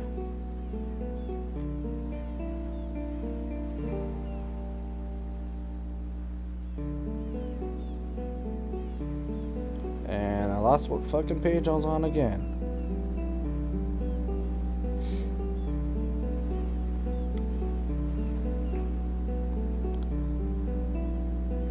Okay, so I think I'm on this part here, but I could be wrong. Okay, although the list of... sovereign money means declaring all clients' demand deposits in central bank money, and ruling that banks can only make loans with money they have either already raised from private savers or borrowed from the sovereign central banks before lending. In this way, banks will become more like what lay people generally believe them to be. Simple intermediaries which enable their clients to make deposits and payments, channeling one person's savings into another's investments. Banks would thus lose their privilege to create the book money. Money creation would become the state's sovereign prerogative. The effective multiplication of state issues money would cease, and the practice of anyone accepting banks' promises as being as good as or the same as actual money would end. Sight deposits would be considered legal tender, but the transferal between banks would be tied to the movement of actual legal tender. For banks and their clients, this would entail no loss or transfer of wealth. No one would have any more or less money than before, with book money being transformed into central bank money. Deposits would remain deposits and debts would remain debts. Only transactions would have to be removed from banks' balance sheets, but their clients' debts would no longer count as bank assets issuing credit. Issuing credit would no longer entail money creation. Naturally, banks would still acquire more money, and this would always have to be central bank money. Apart from when banks borrow from the central bank, which they could continue to do, new money would enter into circulation only if a central bank granted governments more money to use. An expansion of the money supply would only happen when the economy needed it, either because economic activity had grown or because demand in the private sector for money had increased. For instance, due to rising liquidity preference, government, or rather parliament, would be free to use any additional money from the central bank to lower taxes or pay off debts. This money would create no inflationary pressure because the central bank would continue to be independent, becoming, in fact, even more autonomous monetary authority. Kind of constitutional fourth estate would only inject money in order to match expected growth or to meet the target rate for inflation. A reduction of the money supply also be possible through the government raising taxes or the central bank selling off collateral assets. The goal of monetary policy would still be to stabilize the value of money. Money would become a building block in a state-guaranteed political order in which the forces of supply and demand would ensure a more optimal allocation of resources, not just of goods and services but also of money itself. Central banks would be able to abandon their practice of adjusting the base interest rate with its limited effectiveness, so that interest rates could finally once again be nothing other than the market price for money, that is, the mechanism for equilibrating demand for credit and propensity to save. Anyone who wished to borrow would have to convince others through the mediation of the banks and by offering interest to invest money in them. This goes for the state as well. Although, according to the theories of sovereign money reformers, there would be less need for it to borrow, thanks to all the expansions of the money supply taking the form of interest-free, open-ended loans from the central bank to the ended loans from the central bank to the government. But the state would have to pay for this bonanza by guaranteeing the monetary authorities absolute independence. No government could expect the central bank, for instance, to buy its bonds in case of need, as the ECB has been doing in practice. Such a fundamental reform could only ever be implemented through legislative fiat. It would fix one fundamental flaw in the present monetary order: its speculative or irrational exuberance. Of course, it is necessary to believe that this is the primary problem of money, and not, for instance, the money's political instrumentalization and the perpetual threat of inflation that results from it. In order to become a believer in sovereign money reform, the diagnosis that our economic system has become even more dysfunctional and susceptible to crises thanks to financialization and is perhaps even fundamentally at risk of self-destructing is accepted even outside the camp of advocates for sovereign money. Few will, no doubt, object to casino capitalism being reined in. But how should sovereign money proposals be assessed? What could be said against them? With Bitcoin, at least, we can draw on some prior experience. While our analysis was somewhat hypothetical, it built on trends that are already discernible. Sovereign money reform, by contrast, despite being technically quite straightforward, would be a huge gamble, a step into the utter unknown. Compared to the gradualism of new and alternative currencies, implementing a sovereign money system would entail a wholesome replacement of the present monetary order. This makes it all more urgent to think through the potential consequence of such a move. Notably, both social-democratically minded Keynesisms and liberal representatives of the financial industry would be right to worry about the restrictions that sovereign money would place on debt issuance. Keynesians, with good reason, are concerned that much higher interest rates would ensure, because under such a system, raves would have to become investors. But you know what? I'm gonna call when I see the fucking Keynesians, I'm gonna call them fucking Kevins. So Kevins, with good reason, are concerned that much higher interest rates would ensure, because under such a system, savers would have to become investors. If prospective borrowers would need to convince holders of central bank money to lend this money to them, instead of banks doing this through their current anticipatory modalities, money holders can be expected to demand a much higher rate of interest than those currently in place, because their money would be locked in for duration of the loan. In fact, in Huber's vision, Any term transformation at all will be restricted or forbidden. Bank deposits would become, in a sense, shares in loans funds.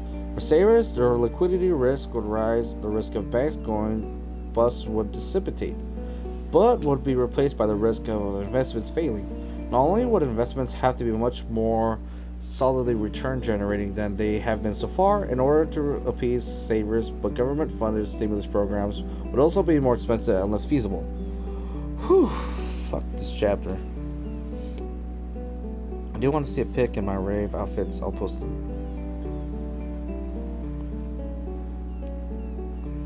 What did I miss? What are you lunatics talking about? But I'll say to you guys, yes I can. Don't tell her that. So rave. Best thing to do in the environment is to observe the scene. Kina likes first time going out in the ocean to see the trouble here to stick clear. But I always observe the scene no matter where I go, no matter when it is. By the way, you are going to be quizzed from what you have learned from tonight.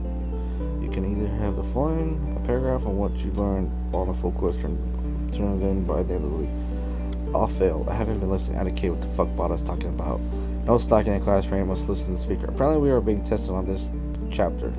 Bada is telling you the money is not backed and explaining how others are trying to come up with a new money or trade system, but are fighting for a more fair money or trade system that is somewhat backed. Yeah. See, Civic's been listening. I sure as hell haven't been paying attention. I thought Icky would be here to listen. Right? I mean, Emmy went to go take a shower. So she's obviously missed half the fucking chapter. Her pain. You know what I mean? Democratic nonsense was right. I didn't have to fucking read this fucking massive chapter. I might call it at 4.4. Wait. I think I could do this.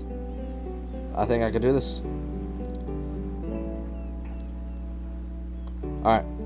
The counter-argument presented by the sovereign money reformers is that low interest rates, even ones tending towards the negative, have not only failed to bring about real economic growth, but also fueled speculation and forced governments into debt, not least by rescuing banks, which can be scarcely be denied. Although high interest rates tend to hinder investment, low interest rates do not guarantee prosperity.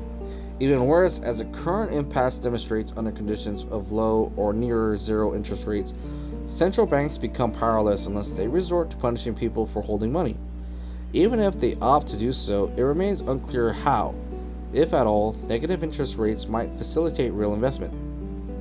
The present low, zero, and sometimes slightly negative interest rates already have the effect of gradually dispossessing small-time savers and imperiling pension systems.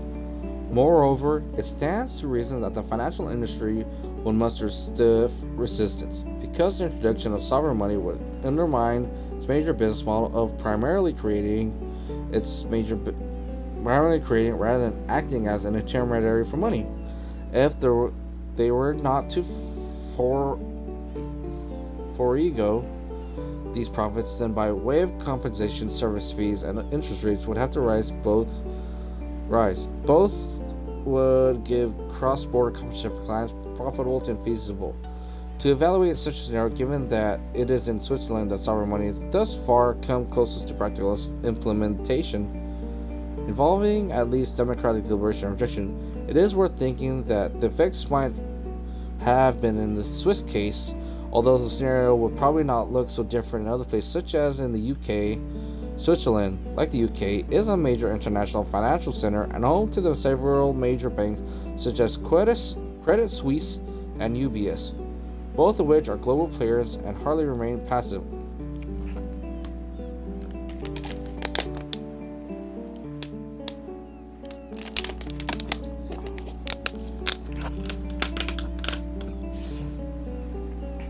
Three options appear to be open to banks.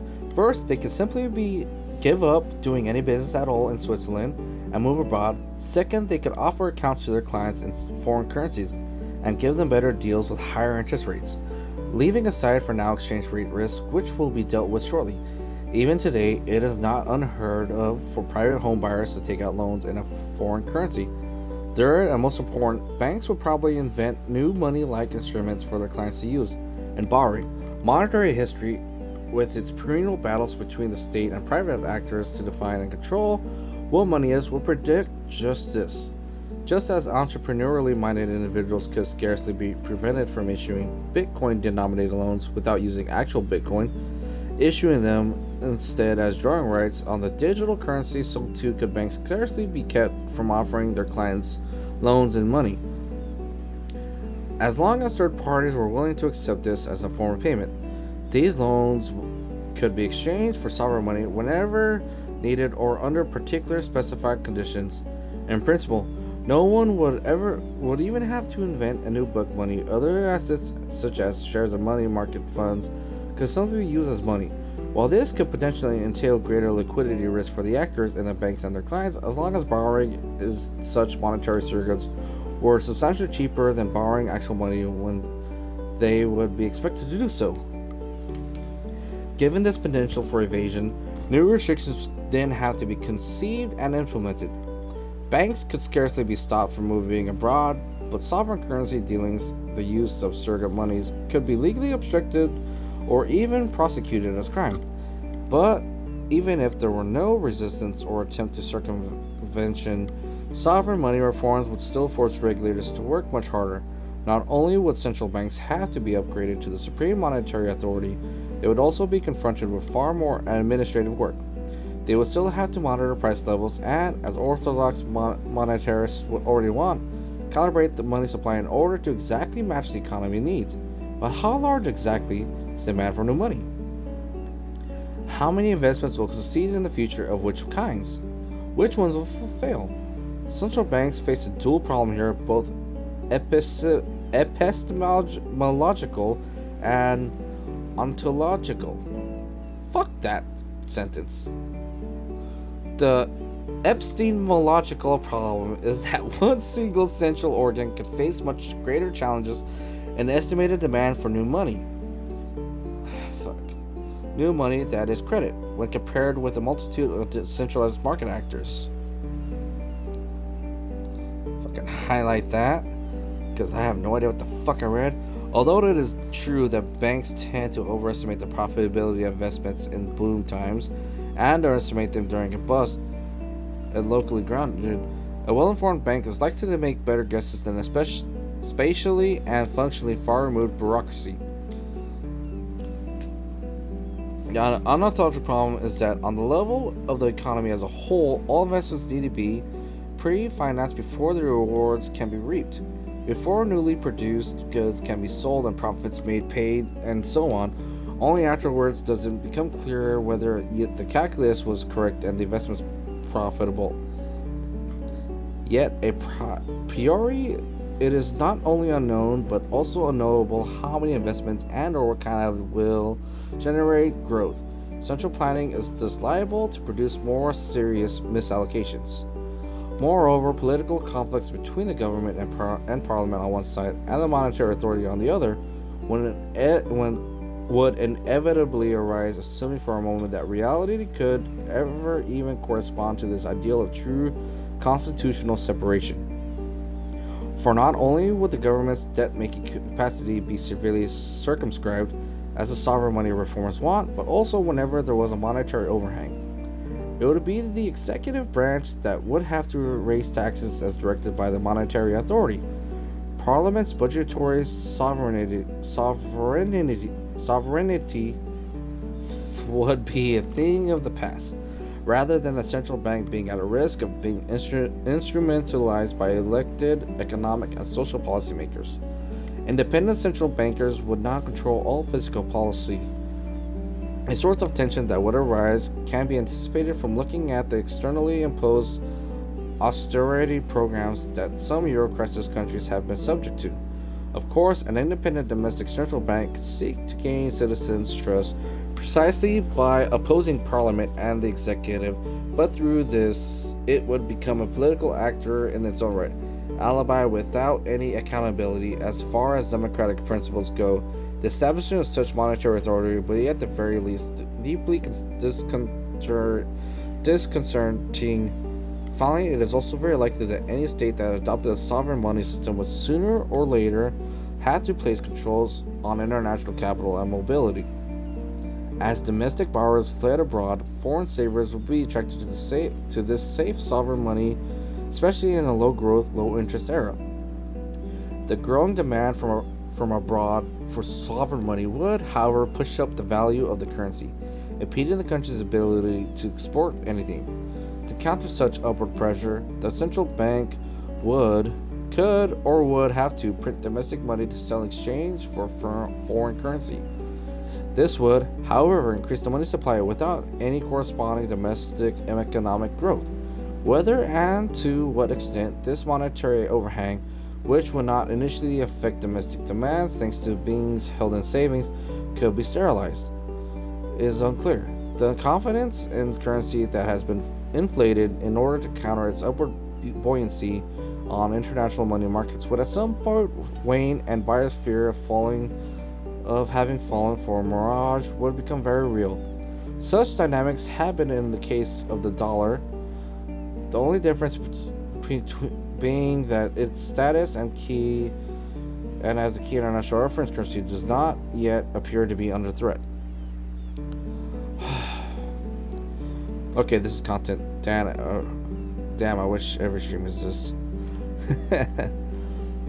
Hey, Vinny. What the hell did I miss? You guys are like fucking lively in chat.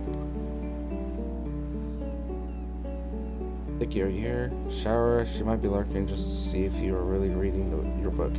See, Civic has been taking notes. Gold star to him. You know, if you have a stream on mute, it no longer counts as a viewer. Yeah, I learned that from M. Makes sense, I guess, but you can still be watching and not have the volume on. That's why I keep streams on really low lurking so it can still count. So it's kind of ridiculous.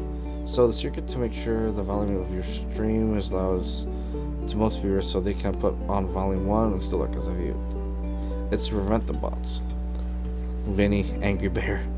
It's the main pantless shrimp. Vinny, what's up, man? You're awesome. You're always showing up in everyone's streams. Like I said, Vinny is the main shrimp. You're always out here supporting the streams. He's a real one. The emotes for Vinny. Hi, Vinny. Hope work is going well. I'm gonna hit the hay. Have a good night, y'all. Good night, Rain. I don't know when you said you were going to sleep, but good night. What up, Rai?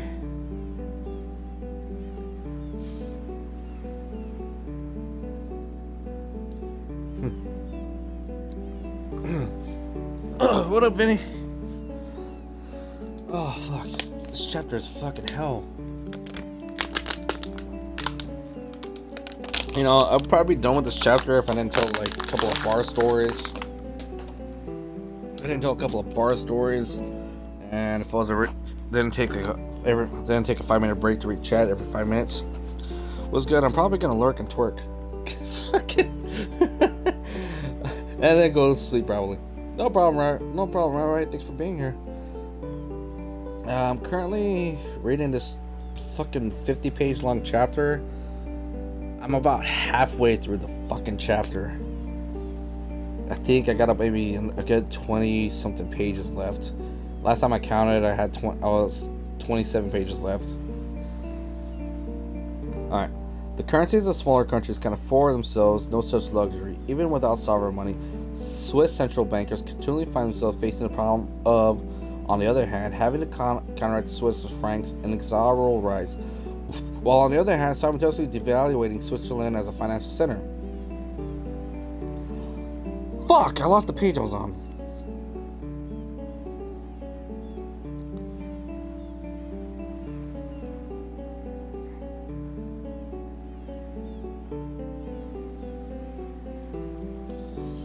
Fuck! I lost the page I was on. Son of a bitch.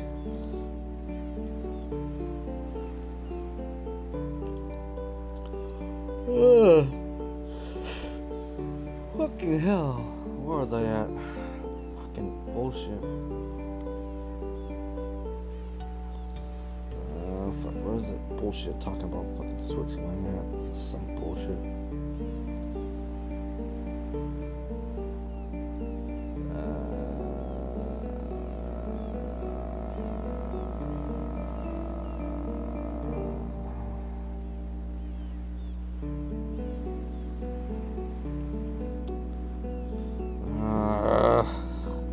Some bullshit.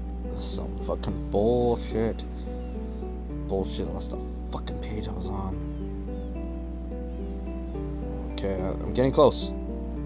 Alright, so I think I'm there. Okay. Where's that fucking chapter I was talking about? Fucking Swiss.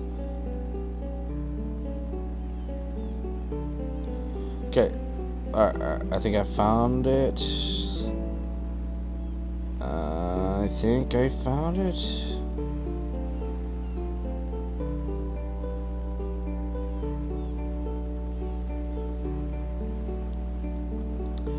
Alright, currency is more currency conforms to such luxury even without sovereign money. Swiss central banks continually find themselves facing summarize. Had the Swiss voted in favor of sovereign money, this dilemma would have been exaggerated.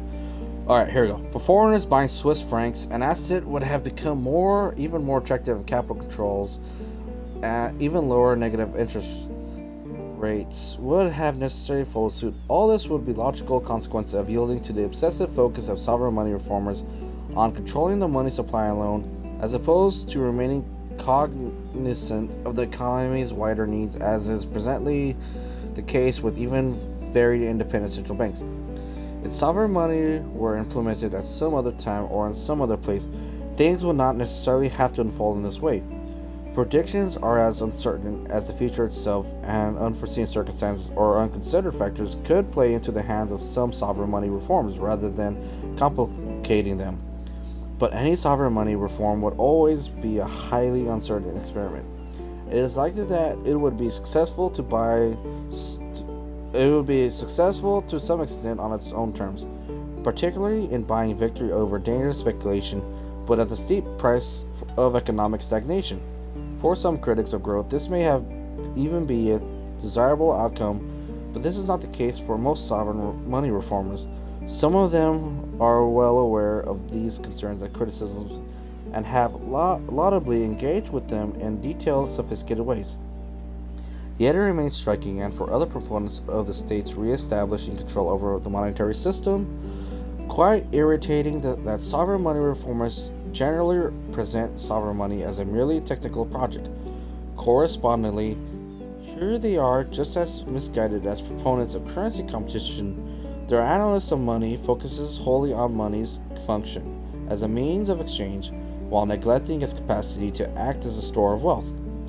This should not be taken to mean that there is such a thing as intrinsically valuable money, or that one can be implemented at will. As the sovereign monetarists imagine, it does not mean that money is always more than just a means of exchange, being rather that the refined symbol of wealth itself, and thus of the power to act and choose, even when it remains open, or precisely so that it can remain open with what that future choice will be.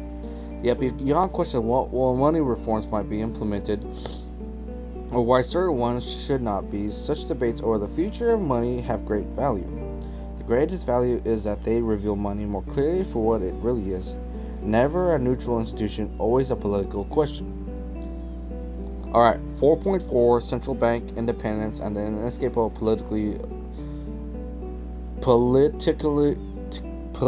politicality of money. Alright, so the last part of this fucking god-forsaken chapter. Good night, Rain. Get some good rest, and you better get some sleep and not be on your phone looking at TikToks. Yeah, she's gonna be looking at TikToks. We all know it.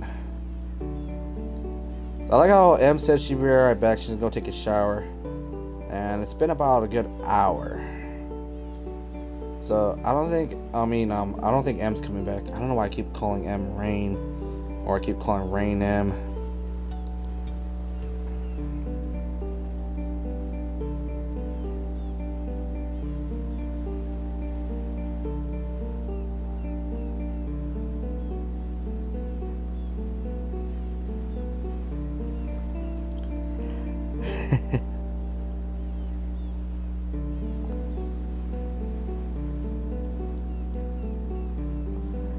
Alright, so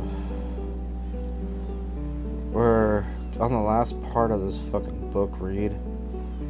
And chapter 4 is probably the biggest chapter in the book. democratic nonsense pointed out. So we're on 4.4 central bank independence and the inescapable the politicality of money. So that's 1, 2, 3, 4, 5, 6, 7, 8, 9, 10, 11, 12, 13, 14, 15, 16, 17, 18, 19, 20, 20. Alright, 20 pages. Fucking hell, 20 fucking pages.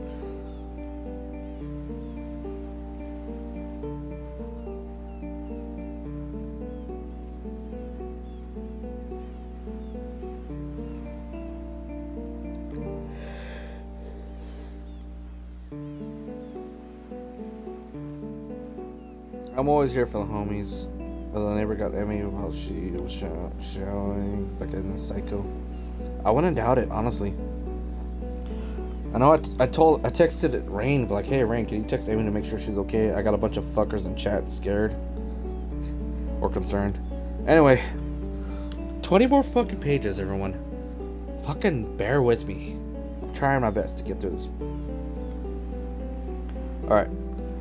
Considering how many doubts and objections can be raised against Bitcoin and sovereign money proposals, or more generally speaking, against radically marketizing money and conversely against all-out nationalization, it would appear that the present monetary system, which effectively blends private market and state hierarchical attributes, could not simply be replaced with a wholly new one. There is no doubt that it needs reform, but all proposals for its wholesome replacement bring new problems, as well as making old ones reappear in the place of those that free or sovereign monies would proportionally resolve. It is perhaps not better to stick with the devil we know.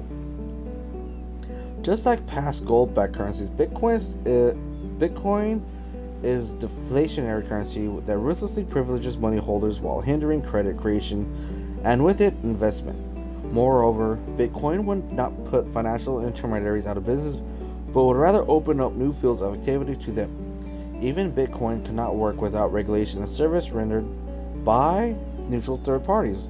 Like Bitcoin, sovereign money would hinder entrepreneurial activity, not because the money supply would no longer be created or expanded by lending, but because the enhanced needs for monetary planning and savers' fears of losses would get in the way of any reasonably demand-oriented supply of credit. Furthermore, sovereign money would require any country that introduced it to close itself off to all other countries and their currencies, and still the development and usage of new non-book money surrogates for money could scarcely be prevented. In the case of Bitcoin, a reinvigorated hierarchy of monies would come into being. In the case of sovereign money, the emergence of new private currencies could not be prevented. With Bitcoin, the reinvention of a central bank of sorts would be inevitable, even though that was precisely what it was meant to do away with. With sovereign money, the central bank would probably never manage to meet all of our society's expectations, and, more worryingly, as the monetary authority, it would enter into a conflict with democratic mandates and elected leaders. Against this backdrop, the financial section in this chapter is dedicated to a closer examination of the role of central banks in our current monetary system. As we will see, they're de jure and an organization of economic cooperation and development. We're going to call this fucking word Organization for Economic Cooperation and Development. They call it OECD. I'm just going to call it fucking OCD. Countries usually also de facto independence from government is more problematic and less self-evident than the business press, orthodox economic literature, or even political agents themselves would have us believe. Hence, any legal practice or practical constraint on this independence would already in itself be a major act of monetary reform.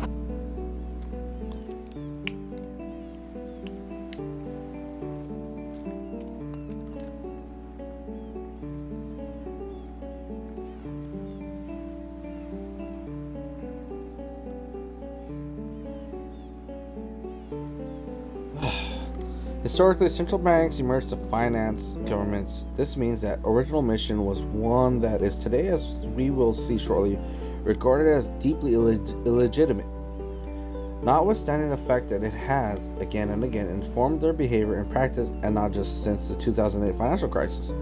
Even before the first proper central bank was founded in England in the late 1600s, throughout the Middle Ages, private banks supplied credit to financially strapped nobles and city governments. What made the founding of the Bank of England, which remained a private bank until the 20th century, so unique was its bringing together of a number of private bankers explicitly for the purpose of financing the British Crown, whose tax revenues underwrote its borrowing. It also gave bankers a uniquely privileged position in marketing the government's debt in the form of banknotes. This notion of government money, or rather of private tax-backed and thereby national and widely accepted banknotes, the idea of a money whose value would be backed by the nation's taxes, became a model that was emulated around the world. Still, the use of paper banknotes only became commonplace in the Western world in the 19th century, and their convertibility in principle into gold or silver only came to an end in the 20th century. From the start, a special relationship connected governments and national banks in exchange for banks gaining, among other privileges, the erstwhile sovereign prerogative of minting coinage, which now takes the form of a right to print government banknotes. States not only acquired cheaper access to financing than the market would offer, they were also able, at least informally, to align the interests of banks more closely with their own. Thanks to their privileged position, national banks generally grew to become the best capitalized banks in the country and creditors to other smaller banks, eventually also becoming booking houses for the entire banking system. The money issued by the central bank became the national money even without the state ever having legally declared its debt. Its debt chits to be a currency. For a while, borrowing in the currency issued by other banks remained possible and relatively common, but doubts about the solvency of any particular bank could lead depositors to shift their deposits into other monies that were presumed to be more stable, thereby pushing a possibly not even really insolvent bank into insolvency. The most solid currency, as a general rule, was the one that the National Bank issued, not only because it carried the promise that its notes could be exchanged on demand for a fixed quantity of precious metals, but also because its money was the most widely used money of account, acting as a standard for calculating the value of the different currencies in circulation. The primacy of national banks' money over the promise payment or book money issued by regular banks was thus hardly the invention of some craft 20th century banker. It was a practically inevitable outcome of the competition among currencies that preceded it. The fact that this competition was from the outset never completely fair, and that states gave their money a certain head start, eventually declaring to be the only legal tender, changes nothing about the fact that any monetary order governing competing currencies will tend towards a hierarchical outcome in which a single proper money ends up at the apex. From this, it becomes clear why another job eventually fell to central banks, namely to be ready to act as a lender of last resort in the event of a general banking crisis and drying up of liquidity. In the 2008 financial crisis, as with every major crisis since the Second World War, central banks stepped in when the credit or speculation bubble burst, and all actors sought to preserve their own solvency by exchanging less liquid assets for more liquid ones, and thereby, of course, precipitating a further collapse in the value of the less liquid assets. Whenever all actors simultaneously seek a safe haven in proper money and thereby clear the market of it, the central bank must flood the market with fresh money to stabilize the banking sector and along with it the real economy by averting a general scarcity of means of payments. Since the late 19th century, this has been recognized as one of the key jobs of any national bank, which does not, of course, mean that they have always done it well. The annals of economic history still present as a prime negative example the great economic crisis of the late 20s, when central banks responded to an international contraction of credit by minimizing their own exposure rather than extending emergency loans. That this mistake ought never to be allowed or to recur has been the conventional wisdom ever since. Hey man, I'm going to call it for the night. I hope the read goes great for you and stream will do great as well. I'm going to get some food and then pass out. Good night, man. Much love. Much love, Spartan. This chapter's putting me to sleep. But I'm going to power through this because I did say that I was going to read this fucking chapter live on stream. And I'm a fucking man of my word. I'm going to read this chapter live on stream. So, what did you learn in this chapter, Bear? What I learned in this chapter is that Bitcoin has a roller coaster of ups and downs, and there's no real financial backing, and has a set cap limit of 21 million that can possibly be reached in 2141. Other than that, I learned that I'm never gonna read this fucking chapter again after tonight. It is evident that a private that is for-profit central bank would be much more hesitant lender of last resort, whereas a state-owned central bank may be given a legal political duty to do so. Backed by the state, the risks and potential losses that inhere in massive emergency lending and in bank crises, they are always immense, do not need to be borne by a small number of private bankers arrayed behind the national banks, but rather can be passed on to society at large and ultimately the taxpayer. Indeed, the nationalization of Western central banks during or after Second World War is best understood in light of their failure to act effectively during the Great Depression. Aside from genuine financial crises and the finance-induced economic crises, certain systematic reasons also account for the nationalization of, or at least granting of special legal status to central banks. Operating as just one private bank among others, a central bank would have little incentive not to partake in the highly profitable inflation of the value of credit.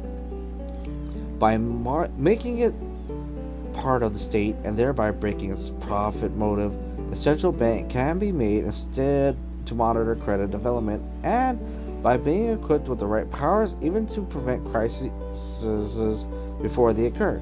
Monitoring and regulating the banking system thus falls to central banks and as an almost natural or innate responsibility. Even just this cursory genetic sketch of the development of central banks already suggests an extended list of things that central banks should do, beginning with funding states or at least helping them to fund themselves.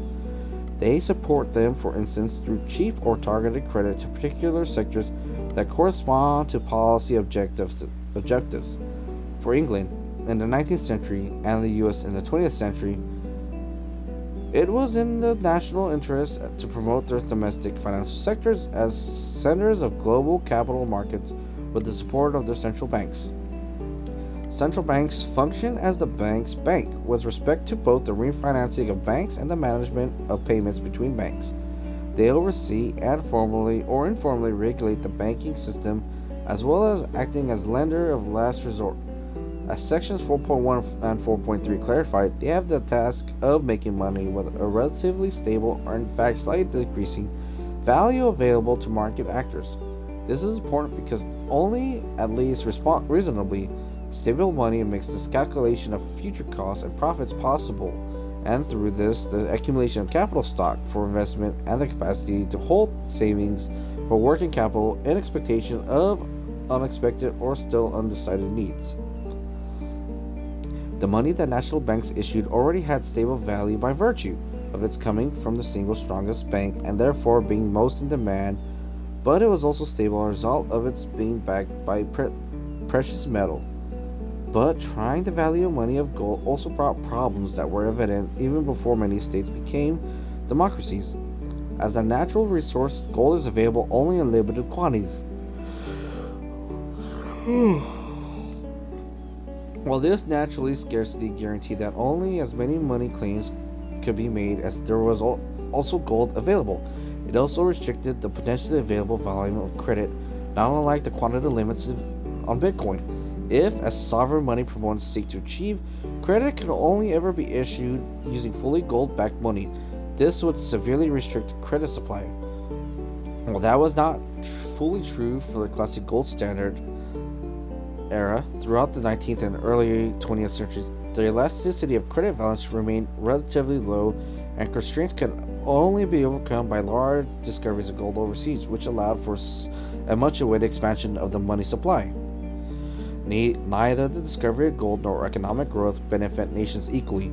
In effect, the value of the national currency, which was measured not only against domestic gold reserves but also foreign exchange rates, was stabilized by the interest rate.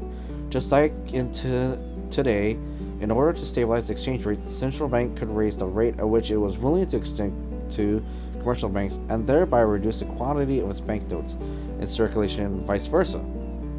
However, as monetary decision makers soon discovered, drastic increases in the interest rates, which may have been necessary to stabilize the currency's domestic or international value, depressed the real economy. For this reason, a mix of interest rate policy and open market transactions purchase and sale of assets and foreign currencies to manipulate rates prevailed in practice. In other words, in the era of the gold standard with its supposedly mechanistic rules, today's instruments of modern monetary policy were invented and put into use in quite flexible ways. So, get in the early hype, get out before it drops. BRB. Alright, Civic, I'll be here. Reading.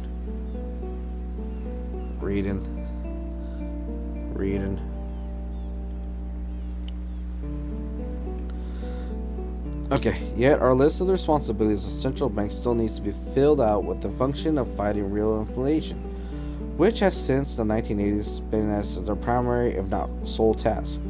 The prominence and dominance of this activity would surprise anyone who studied central banks in the past. It certainly cannot readily be explained by anything like a sudden discovery of economic laws of motion. Rather, political choice, epistemic fashions, fictions of rationality, and not the least the power of financial markets to pressure and threaten states lies behind the narrow focusing of central banks' work on this issue. Inasmuch as central banks have always been concerned with the currency stability, fighting inflation has always been part of their work. However, it became more relevant in the 20th century. The two great periods of post-war inflation in Germany, in particularly, deeply impressed themselves on the collective consciousness of entire generations. Yet, of even greater importance for the political shift in central banking were the double-digit inflation rates that other Western countries saw in the 1970s. And the UK, the rate of inflation surpassed 25% in 1975. Some explain the reappearance of inflation in the 20th century. From antiquity onwards, there had always been periods of massive monetary value loss as a direct result of the spread of social democracy in Western societies and the subsequent abandonment of the gold standard. The expansion of suffrage over the course of the 20th century, competition between economic systems, starting with the Russian Revolution, the growth of welfare states, the relatively willingness of the capital compromise or fascism, and 2 world wars, and the transitory hegemony of Kevinism. We are all Kevins now, as even Milton Friedman declared in the 1960s. All played a part, unlike in the 19th century. Monetary economic policymaking was not geared exclusively toward underwriting the value of capital, but also towards satisfying wage workers' material needs and expectations. It is hardly surprising that state-dominated and state-owned central banks would use their newfound freedom, after escaping the corset of the gold standard and the exchange rate concerns, to work towards a general class compromise. And until the early 1970s, this arrangement between capitalism and democracy appeared to work. Rising wages, more generous social transfers, and public economic stimulus programs contributed to the golden age of post-war economic development. Falling growth rates in the 70s led, however, to an inflationary and, in turn, growth-impeding monetary overhang. There is thus some merit in the claim that inflation in the 1970s was broadly speaking driven by social democracy. Welcome back, Civic. I'm still here. Alright. 1, 2, 3, 4, 5, 6, 7, 8, 9, 10, 11, 12. Alright, 12 more pages.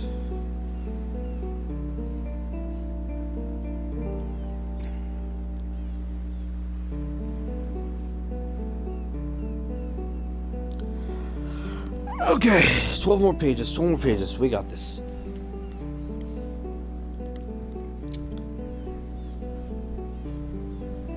How much more in the chapter?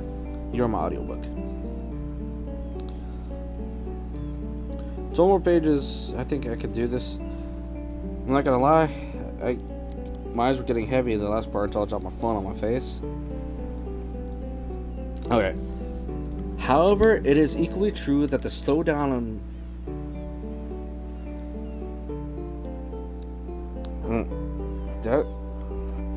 However, it is equally true that slowdown in growth reflected more than just the excessive generosity of the welfare state and an overblown Kevinism stimuli, or more generally, an innate fiscal irresponsibility on the part of democratic governments. The equation social democracy equals inflation has gained widespread currency among orthodox economists, and perhaps might have been true for the 1970s. This is not the case. However, for other inflationary episodes, such as the two major German crises in 86 and 1993, these were caused or at least brought about by the war expenses that preceded them. In the case of the Weimar Republic, by the burden of operations imposed on the German Reich, and after the end of the Second World War, the collapse of the state order. Nevertheless, in the literature, the claim that inflation generally is caused by too close a relationship between central banks and their governments has become very common. Because they must appease voters, the narrative holds governments always push central banks to the more lax with money rather than only doing what preserves the stability of the currency value. Hence, anyone who wants to avoid inflation in the interest of the economy and thus supposedly of the wider populace should want central banks to be as insulated as possible from the politics and to have full freedom and independence in determining their monetary policy. Before the 90s, only the United States Fed and Swiss National Bank and German Bundesbank were formally independent, and none of them was able, despite their independence, to fully prevent inflation. Just as little as the independent German Reichsbank in the 1920s was capable of riding in hyperinflation. After 1990, however, one central bank after another in the industrialized Western countries, the developing world, and the new states of the former Eastern Bloc was declared independent. And just as predicted by orthodox central banking theory, at least in the case of the OECD countries, the specter of inflation was vanished, leaving aside the questionable assumption that one of the same central banking template naturally fits the needs of the wider variety of existing economic and cultural environments, or that formal independence always remained genuine autonomy. There are serious empirical reasons to doubt that the independence of central banks was the main reason, at least in the West, a sustained period of moderate economic growth. First, inflation rates had already been falling in many places before central banks became independent. The prehistory of the European Monetary Union is the clearest case in point. Second, as comparative studies show in great longer-run countries with independent central banks do not perform better economically than others. Third, even inflation rates of several percent a year do not entail less economic growth. So if the evidence for the necessity is so weak, why then has it so often been invoked? In order to begin trying to answer this question, we can note how the discourse affirming the independence of central banks, or be more precise, the eternal vigilance against inflation, above all, obscures the fact that this is just one potential monetary policy goal among many, even if it is a sensible one. Moreover, it is also obscure that the pursuit of this goal does not, in fact, benefit all parties of society equally.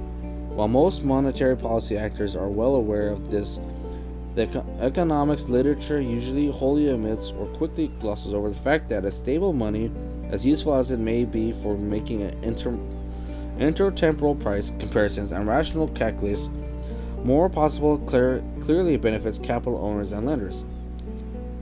Borrowers, on the other hand, have been good reason to want their debt burdens to be lessened by money gradually losing its value, while wage earners, pensioners, and recipients of social transfer payments are like capital owners, often fixated on the stability of money's purchasing power. For them, rebalancing is possible power. is possible via periodic adjustments. Capital stocks, however, are relentlessly eaten up by inflation. Monetary policy and the politics of money is therefore anything but neutral. It inevitably favors some social groups or classes and others, at least when they are defined less by their position in the production process and more by their position in the credit relations. The entrepreneur who borrows in order to fund the growth of his company is also a debtor, while minor savers and investors who hold shares in funds that invest in corporate bonds are, on the other hand, effectively lenders. That this situation results in a blurring of the front lines between different classes and conflicting interests, even within one and the same actor, is evident, but it changes nothing about the basic fact that even independent monetary policy making has distributional effects. You need to make a don't alert. You are my audiobook. I need to use a freaking laptop in order for me. Cause I wish I could had a laptop for that. Oh my god. All right, we're at average 5 views. That means I think Rain probably closed your computer. It makes sense. What is the overall of this chapter? Overall of this chapter is just talking about the policy making, the policing of money. Like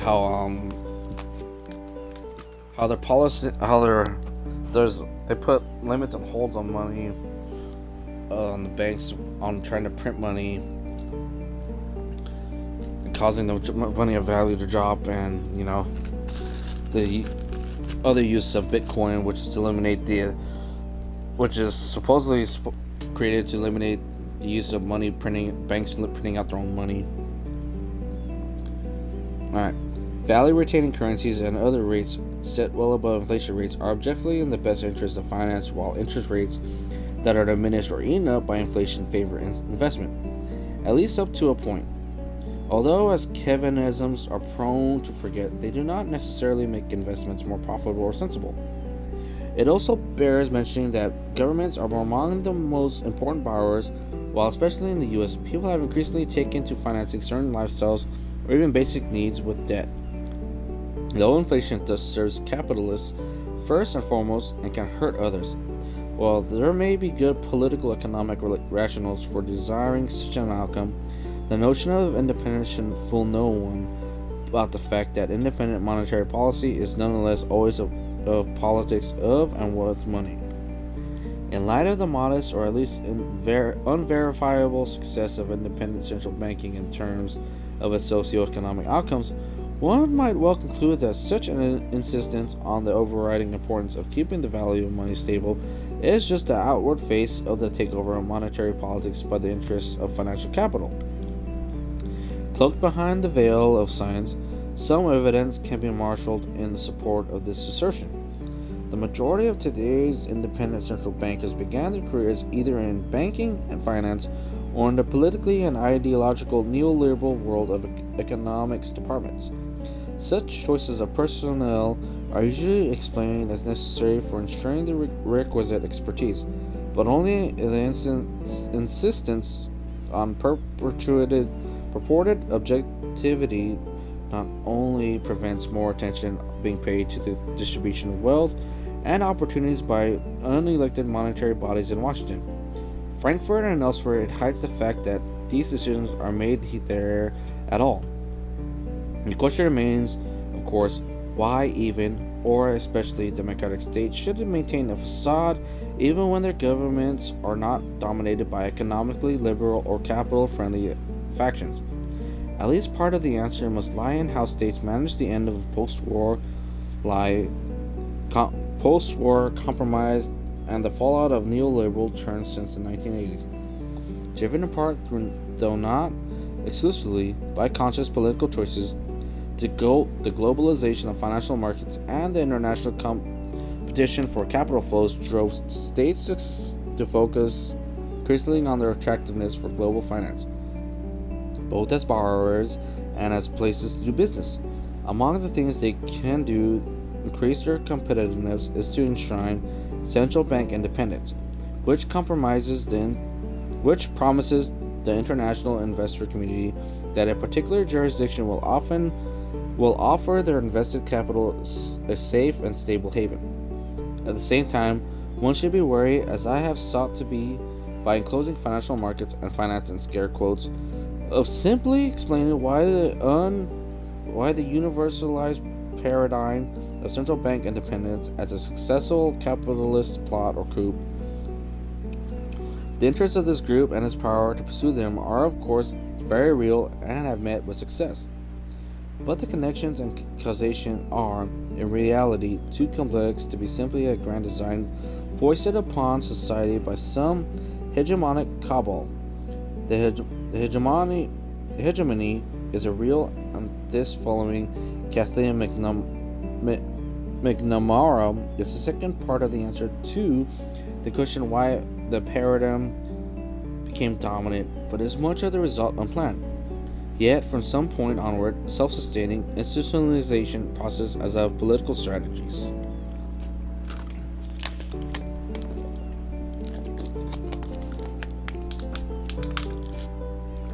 I may need another water bottle after this. You want to know something funny? If you read a book aloud, like you are reading to a child with emphasis, you will retain more.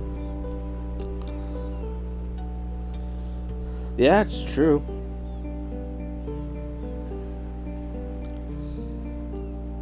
God, it's gonna when Em has to rewatch the stream and listen to me reading, she's gonna get stories about me fighting at bars and shit. Alright. Central bank independence being the sine qua non of a biased yet ultimately correct monetary policy is an organizational and epistemistic rationality myth. As an axiomatic truth, it eludes falsification. Thus, precisely because of the dearth or impossibility of empirical evidence, even proving or disproving what works best, central bank independence was able to become the paradigm of their organizational design. There can be no doubt that financial capitalist interests are better served by independent central banks than by politically accountable ones.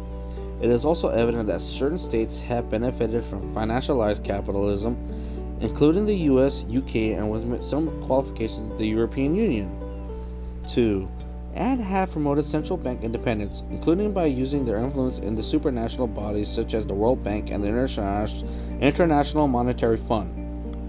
The thesis that the entire world has had this model coercively foisted upon it overlooks, however, how particular organizational forms become the standard less because of their functional effectiveness than because of processes of emulation or mimesis, because there is and can be no single indubitable best practice. One particular practice, in this case one particular form of institutional design, is often set up as a standard or acceptable or correct behavior.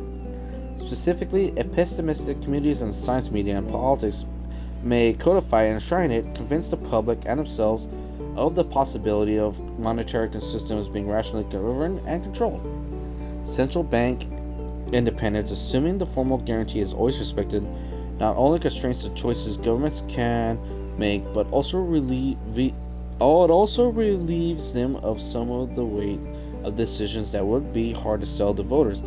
In such the same way, scientization, focus on just one policy objective and the following of rules, relieves central bankers of much of their burden of responsibility. This is the relief that the rationality myth regarding a single correct politics of money brings.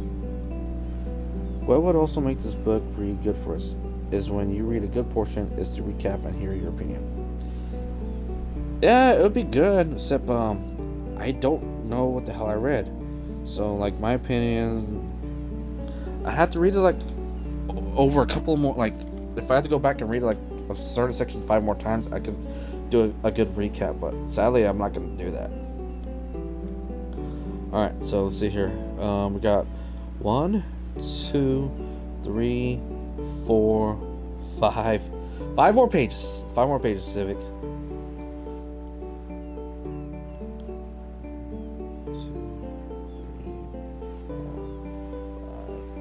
But to conclude the chapter by suggesting that the current myth of central banks needing to be independent could simply be replaced by another better one, perhaps one that served wider interests than just those of financial capital, would be too hasty, not least because a certain mythical element is always needed to enable actors to act. Even so, it makes a profound difference whether one outright denies the politicality of money or seeks to manage it institutionally at the risk, of course, of enshrining political rather than scientific recipes. As we have seen, neither competition between the different currencies nor sovereign money offers a market or capitalism compatible alternative to our present monetary order, or even just a remedy for its seemingly intrinsic problems. But this surely does not mean that the monetary system cannot or should never be reformed. On the contrary, we must keep a lookout for possible reforms that could regulate and rein in commercial banking, or more broadly, financial capital, while at the same time working to democratize central banks rather than just subordinating them to finance ministries, all while leaving the inevitable hierarchy inherent in our fractional monetary system intact. I shall limit myself to discussing a few proposals that could define a new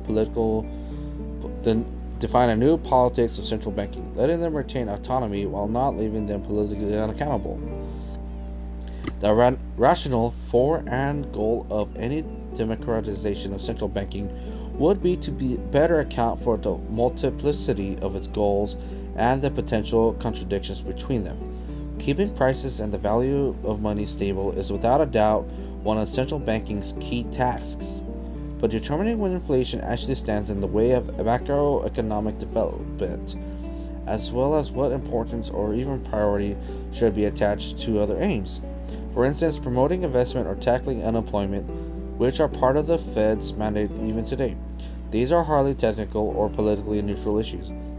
Even the ECB statutes, which make it supposedly the world's most independent central bank, hold that it should also support the European Community's general economic development as much as possible, without prejudice to the primary objective of price stability. Although the wording of this statute clearly gives priority to price stability, which, as the Fed shows, is not inevitable, it leaves a fair amount of room for interpretation and debate once the primary goal can be said to have been reached, or conversely, when the pursuit of broader economic goals begins to interfere with it. For the sake of efficiency, it might be easiest to let central banks themselves decide what instruments to use in pursuit of their objectives, but why not let society's elected representatives or bodies decide on the objectives to be prioritized or pursued in the first place? So the money issue is ruined because of the government? I think so.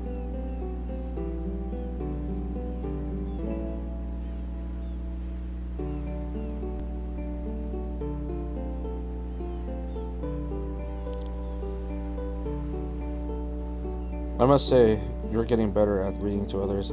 Yeah, I mean, I used to read to others. It's just back in school. It's been a long time since I've done something like this.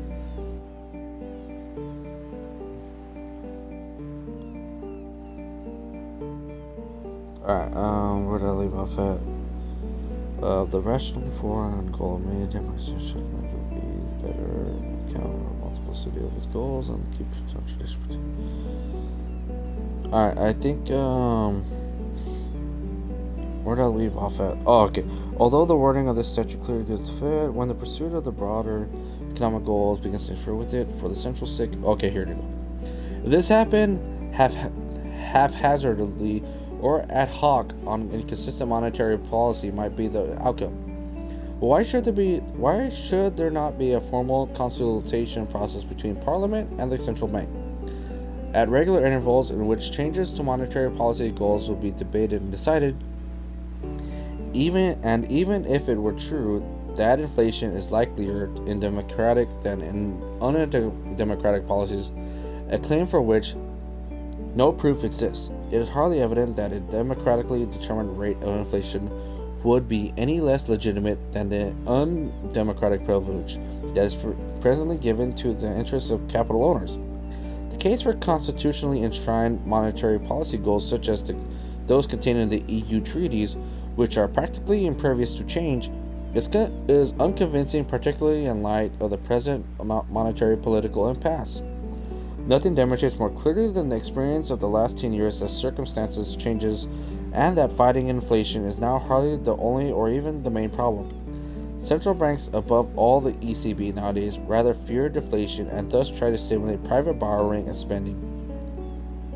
On the other hand, and notwithstanding the official rationale of not interfering with public finance, the independent central banks effectively long ago started to buy public debt to support politicians' efforts to stimulate the economy and at the same time preserve their creditworthiness of the states.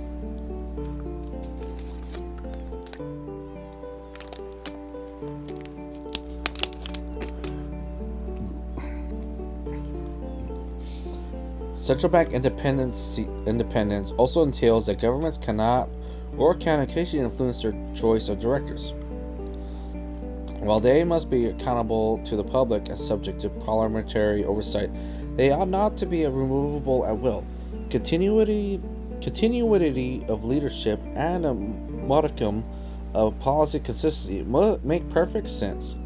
But objection could reasonably be made against staffing the boards of central banks, and not just with people from banking, finance, and academia, but also with representatives, for instance, of trade unions, religious bodies, the public pension system, and savers and small investors, thus empowering them to shape the decisions and strategic direction of monetary policy in the wide public interest. Without expertise, the practical work of policymaking would be shoddy.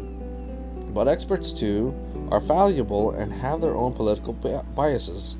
Economic modeling, just like modeling in the social sciences as a whole, is not free from ideology, and its assumptions and results are contestable. The neoliberal consensus needs to be done. One conceivable way to do so would be to complement the operational leadership of central banks with supervisory boards whose members would be elected from or by parliament. In any case, the goal would be to make central banks more sensitive to the needs and demands of wider sections of the population. By broadening their decision-making personnel, ministers and secretaries too are not always experts, and not all experts make good ministers. So would the directorship or central banks be any different? Last but not least, a proposal for the ECB and its specifically European framework is in order. A central bank must be accountable to the responsible for a single political community. The ECB is not even formally accountable to the European Council, let alone to the European Parliament. It gains its legitimacy from the European treaties, which were, of course, at one point unanimously ratified by the elected governments of the member countries. But due to the unanimity condition, they are very hard to change and therefore practically insulated from any possibility of democratic alteration. Yet the ECB also gains legitimacy from successfully fulfilling not only its formal commitment to price stability, but in practice also from its success at realizing the broader goal of enhancing the general economic welfare of member countries. Especially since the Euro crisis, this success has been very unequally distributed, not only because the economic performance of countries in the Eurozone has always varied to a great extent, but also because the ECB's unitary monetary policy, particularly the single interest rate, made the acquisition of debt far too easy. In the past, for the South, while tending to make involvement harder for the North, the ECB's performance has therefore been criticized in both regions. The tragic irony of the situation is that for years now, the ECB has gone above and beyond its formal mandate of stabilizing price, not least to remedy the effects of its own uniform Europe-wide interest rate through the massive purchase of southern government bonds. If Europeans wish to retain their monetary union, there will be no way to avoid democratizing its monetary policy, and more broadly, expanding the monetary union into a real political union. Otherwise, the euro threatens to tear Europe apart rather than unite it. And that is the end of chapter 4. This 50-page chapter of pain and misery. Chapter 5, Money and Society, Alienation and Freedom. So, chapter 5, I might read it next week. I might not read it next week. I might get in touch with Icky and have him read it. But chapter 5 on my phone right now, if I count the pages, is 1, 2, 3, 4, 5, 6, 7, 8, 9, 10, 11, 12, 13, 14, 15, 16, 17, 18, 19, 20, 21, 22, 23, 24, 25, 26, 7, 28, 29, 30, 31, 32, 33, 34, 35, 36, 37, 39, 40, 41. Alright, so fucking chapter 5 is only 40 pages. And that's chapter 5 is the last chapter of this book. Because then the next chapter is all the references that Alex C. Paul uses, and it's about fucking 40 pages. No, it's about 30 pages, 20 pages worth of references.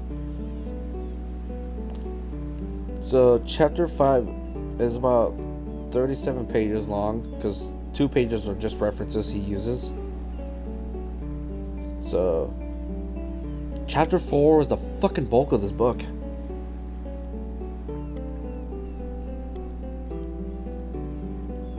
Oh god, I hate myself.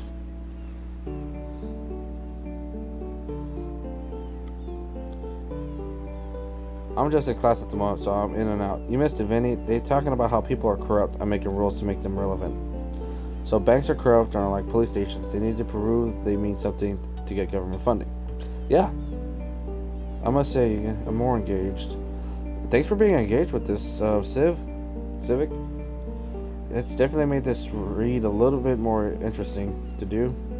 But that's the end of chapter 4. So if you guys want to reread chapter, you guys need to hear chapter 4.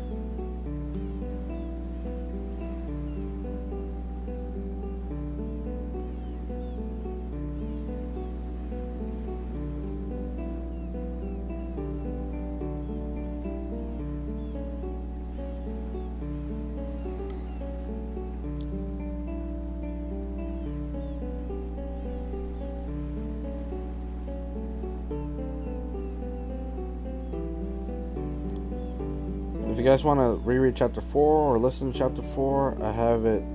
I will upload this in about 2 days on the YouTube when Twitch allows me, and you can go ahead and listen to that on there if you want. Just keep in mind that if you do listen to this audiobook of chapter 4 read by me, there's gonna be stories about me fucking fighting at bars in town. And for me interacting with chat for a bit, taking quick water breaks. But yes, this is chapter 4 of Money Society, Alex D. Paul. I'm probably gonna go back and listen to it later, just to refresh my memory of it, and just get it. Even though it won't be available for book club this week.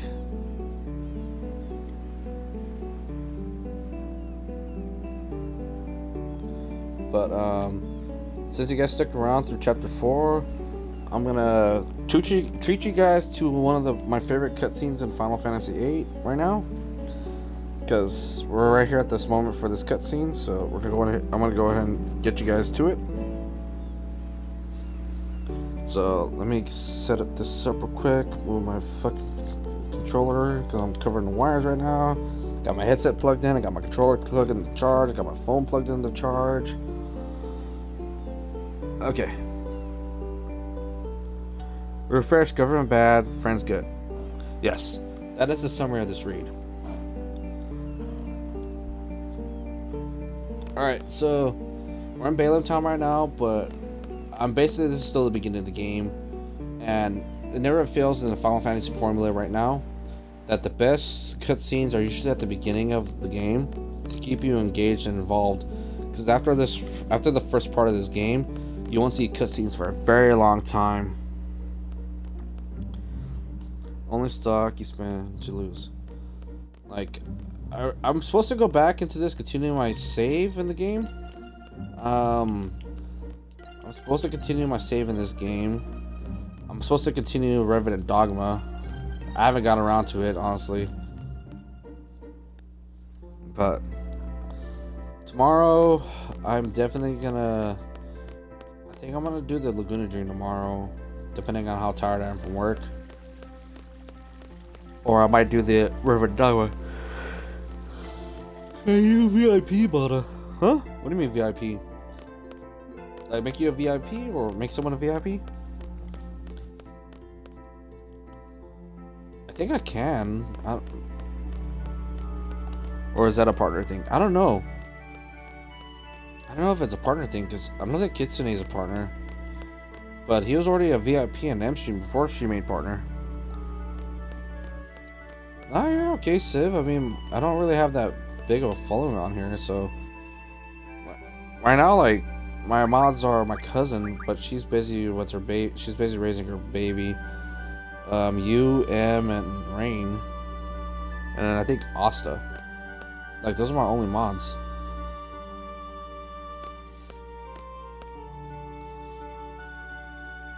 So that case right there in the room, that's Squall's that's the case for the gunblade. And the symbol on it, the Griever symbol, I have that tattooed on me.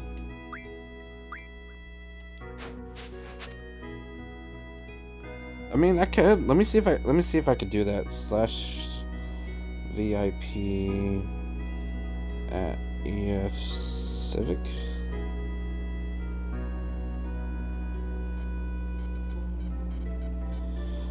I think I have to unmod you to do it. So let me see. Let me do that real quick. Let me see if I can do that.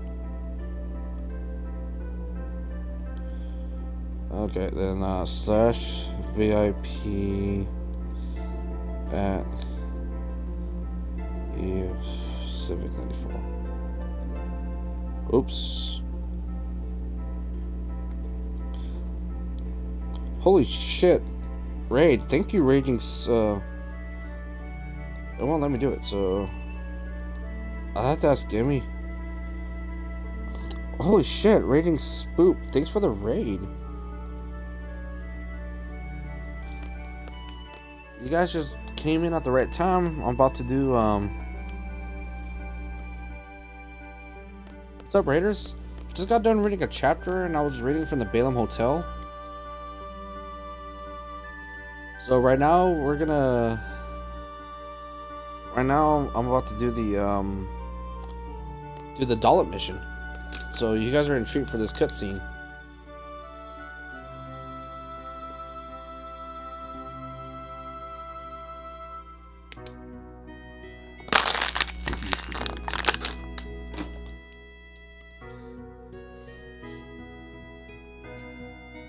Alright, so this is White Tyson.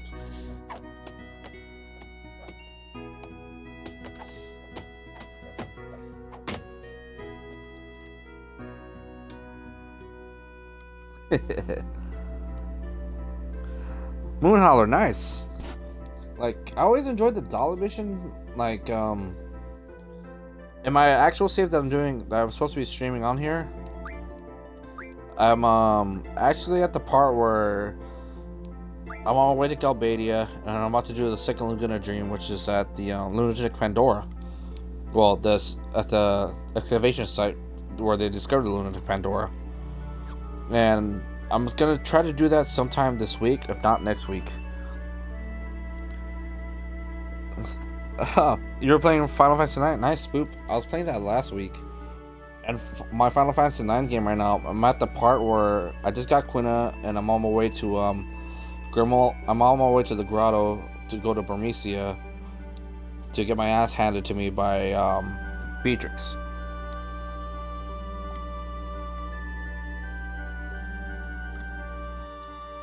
But anyway, thanks for the raid, Raging Spoop, and welcome, Raiders. Welcome to the Casbah Club. I'm Bada Bear Gaming. You can call me Bada Bear or Bada.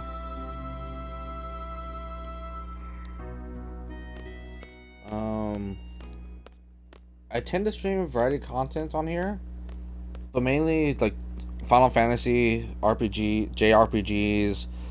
Right now I've been cycling through House Flipper, City Skylines, and Prison Architect.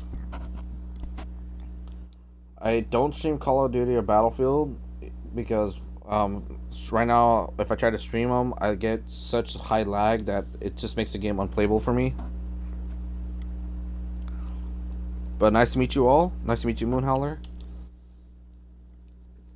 You guys just actually rated me right after I finished reading this a book chapter that I'm for a book club that I'm part of.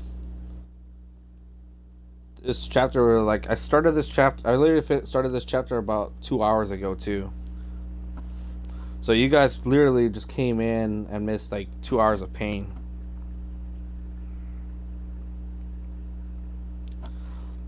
You don't really touch RPGs, so 9 was your first one.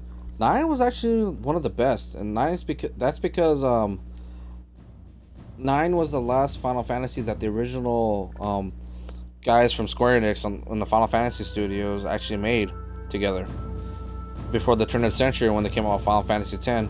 Like 9 was really fun, and it paid tribute to a lot of things that made the Final Fantasy series great.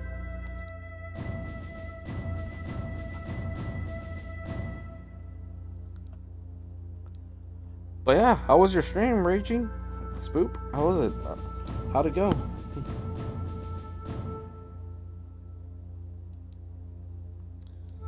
So the original PlayStation version of Final Fantasy VIII, Sid looked more like Robin Williams.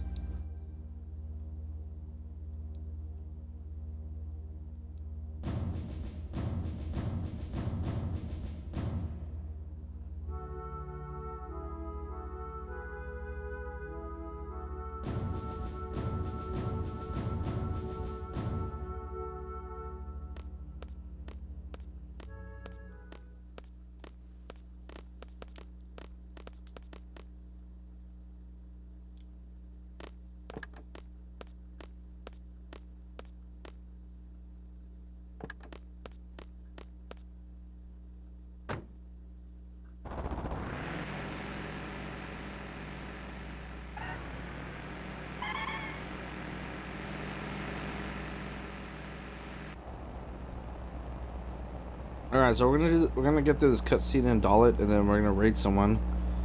Because I is tired. And we're either gonna raid McDoodle tonight, or we're gonna raid Serotonin. And I think I wanna go shoot for Serotonin because it's fun to always scare the shit out of her.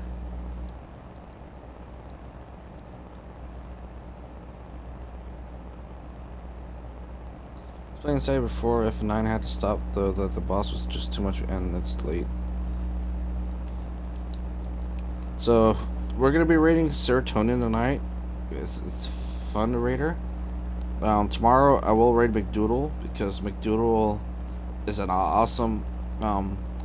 She's an awesome music player. She plays the saxophone and the ukulele, and she sings. So that's my raid message right there, Raging Spoop. Before I made affiliate and had emotes, my raid message was just the Casper Club was here.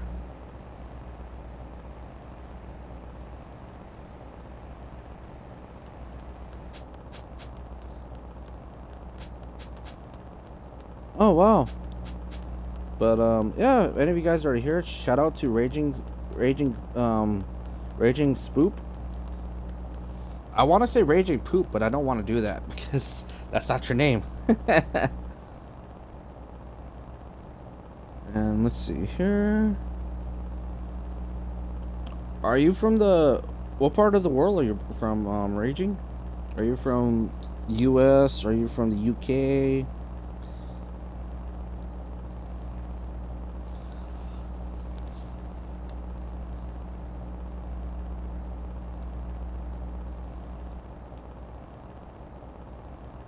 Okay. What part of the U.S. you're on? I'm on the West Coast. I'm on the West Coast of the U.S.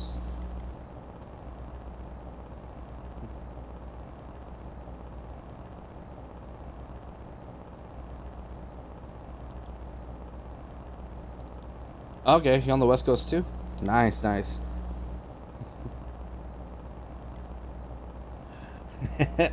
Civic over here is on the island off of California.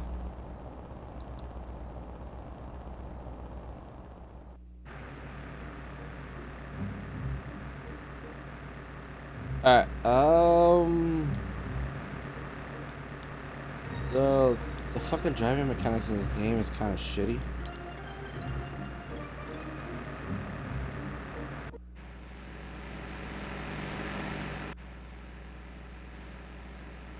The fucking roads in this Balaam town is actually very narrow and shit.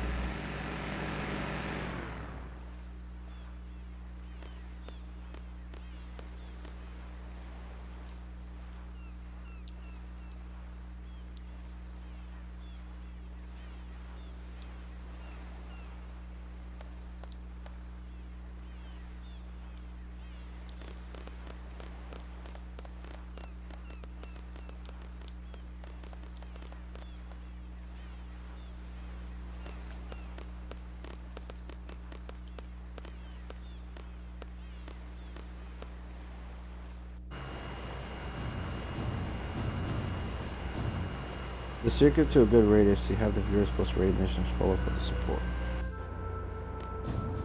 Yeah, Raging Spoop, I'm gonna give you a follow because I was looking at your profile before I started this part. And I'm actually like digging. I'm actually digging it. Like I don't have a Discord community set up, nor will I get around to doing it because I'm pretty lazy right now. I'm pretty lazy and like I stream on the side for fun. But did my goal tonight of making affiliate. I did my goal of making affiliate earlier this year, like a few weeks ago. So there's that. Spoop is good, peeps.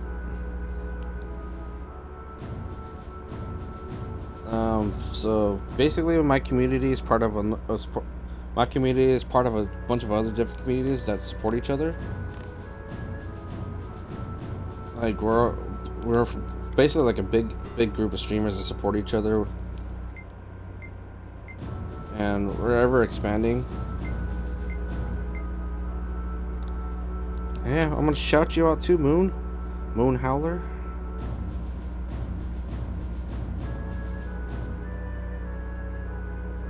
Give you a follow as well, because Spoop here is vouching for you. You know, like small stream communities have to stick together. That's what a lot of us say. But yeah, you know, like you guys get access to these tier 1 awesome emotes right now, which I have the Bada Hype, I got the Bear, got the Drunk Moogle, and I got the Angry Bear.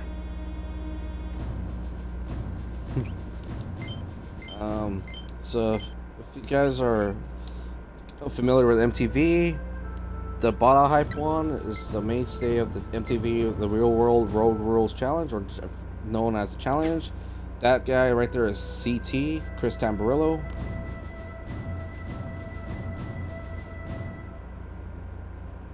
That's my hype emote right there. Which a shout out to I Am MC for actually helping me make that emote.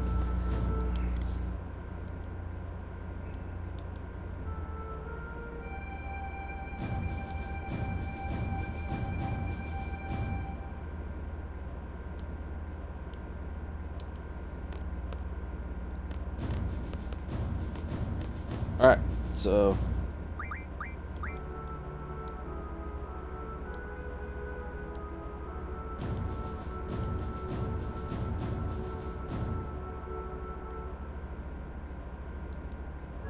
alright, here comes the cutscene, guys. This is all for you. Special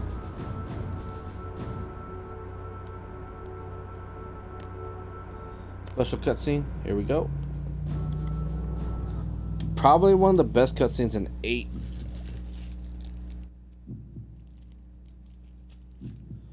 With some of the best music too.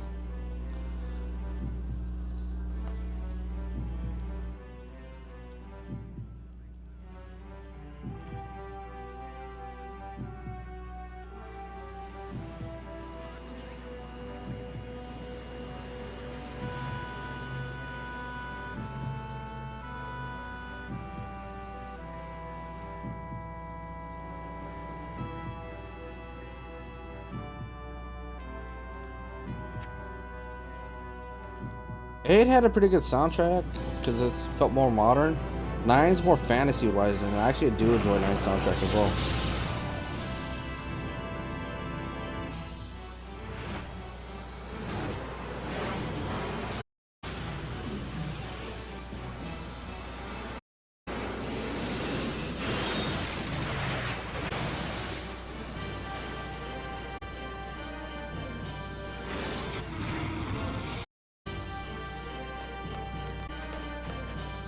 Yeah, 8's definitely one of my favorites. Yeah, the graphics as a kid was great. This remastered version that I'm playing here on my Xbox, like, don't get me wrong, the character models looks way better, but they should have remastered the background graphics in my opinion, because like the updated characters fucking looks is great, but the updated characters doesn't blend too well with the graphics on the background.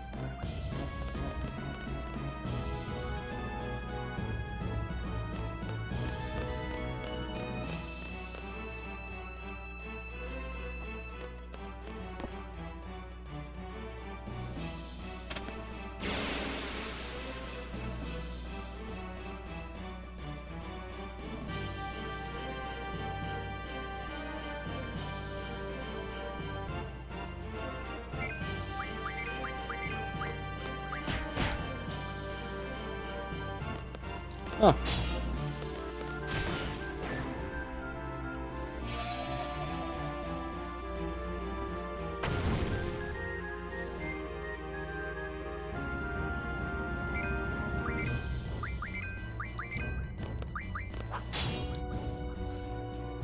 Fuck, I can't nail Squall's trigger.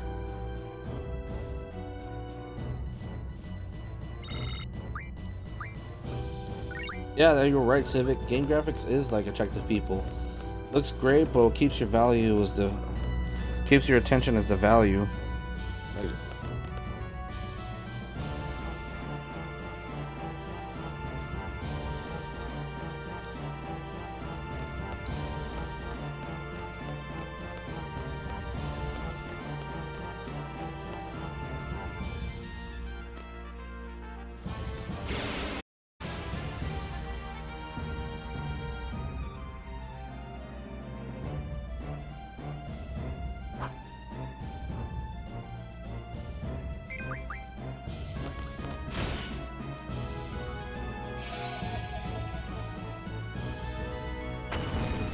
yes, I remember Legend of Dragoon.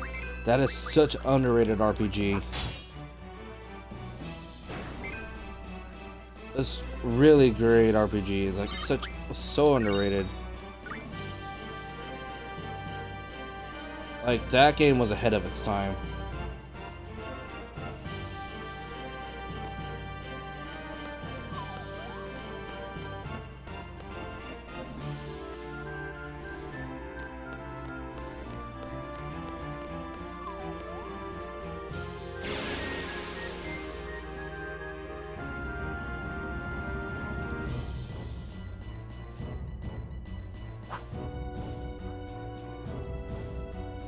By far my favorite RPG of all time to this day. It's a fantastic piece of work. Do you remember Star Ocean? Or Star Ocean 2? Actually, believe it or not, I came across a copy a couple of years ago at a buddy's house. He would not let it go for no matter what I offered him.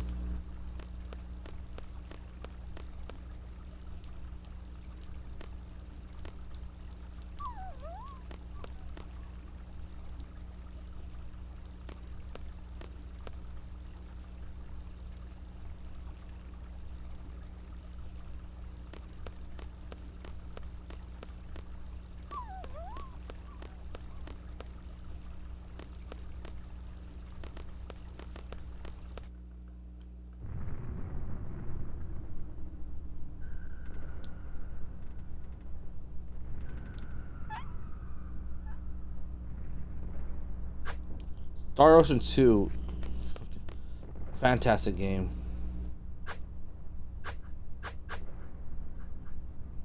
I really recommend it.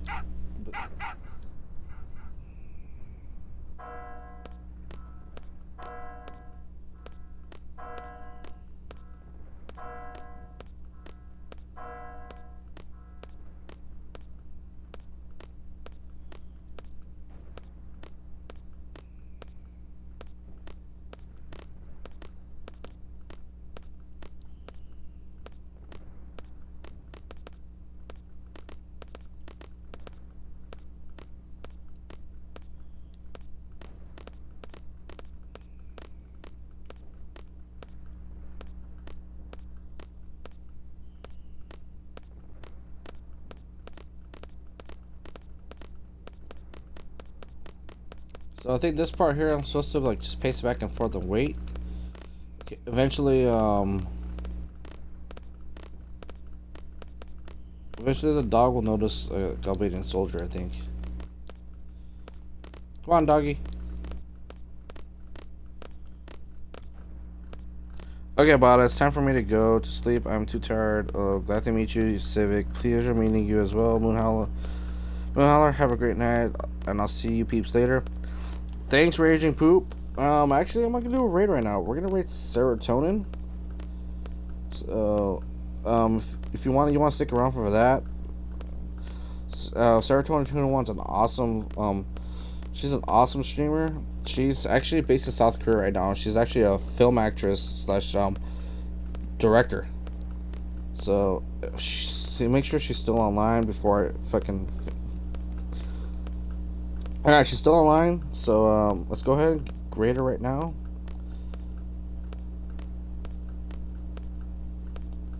So this is going to be our raid message right here. So if you haven't copied it down, this is the raid message. Alright, you guys ready?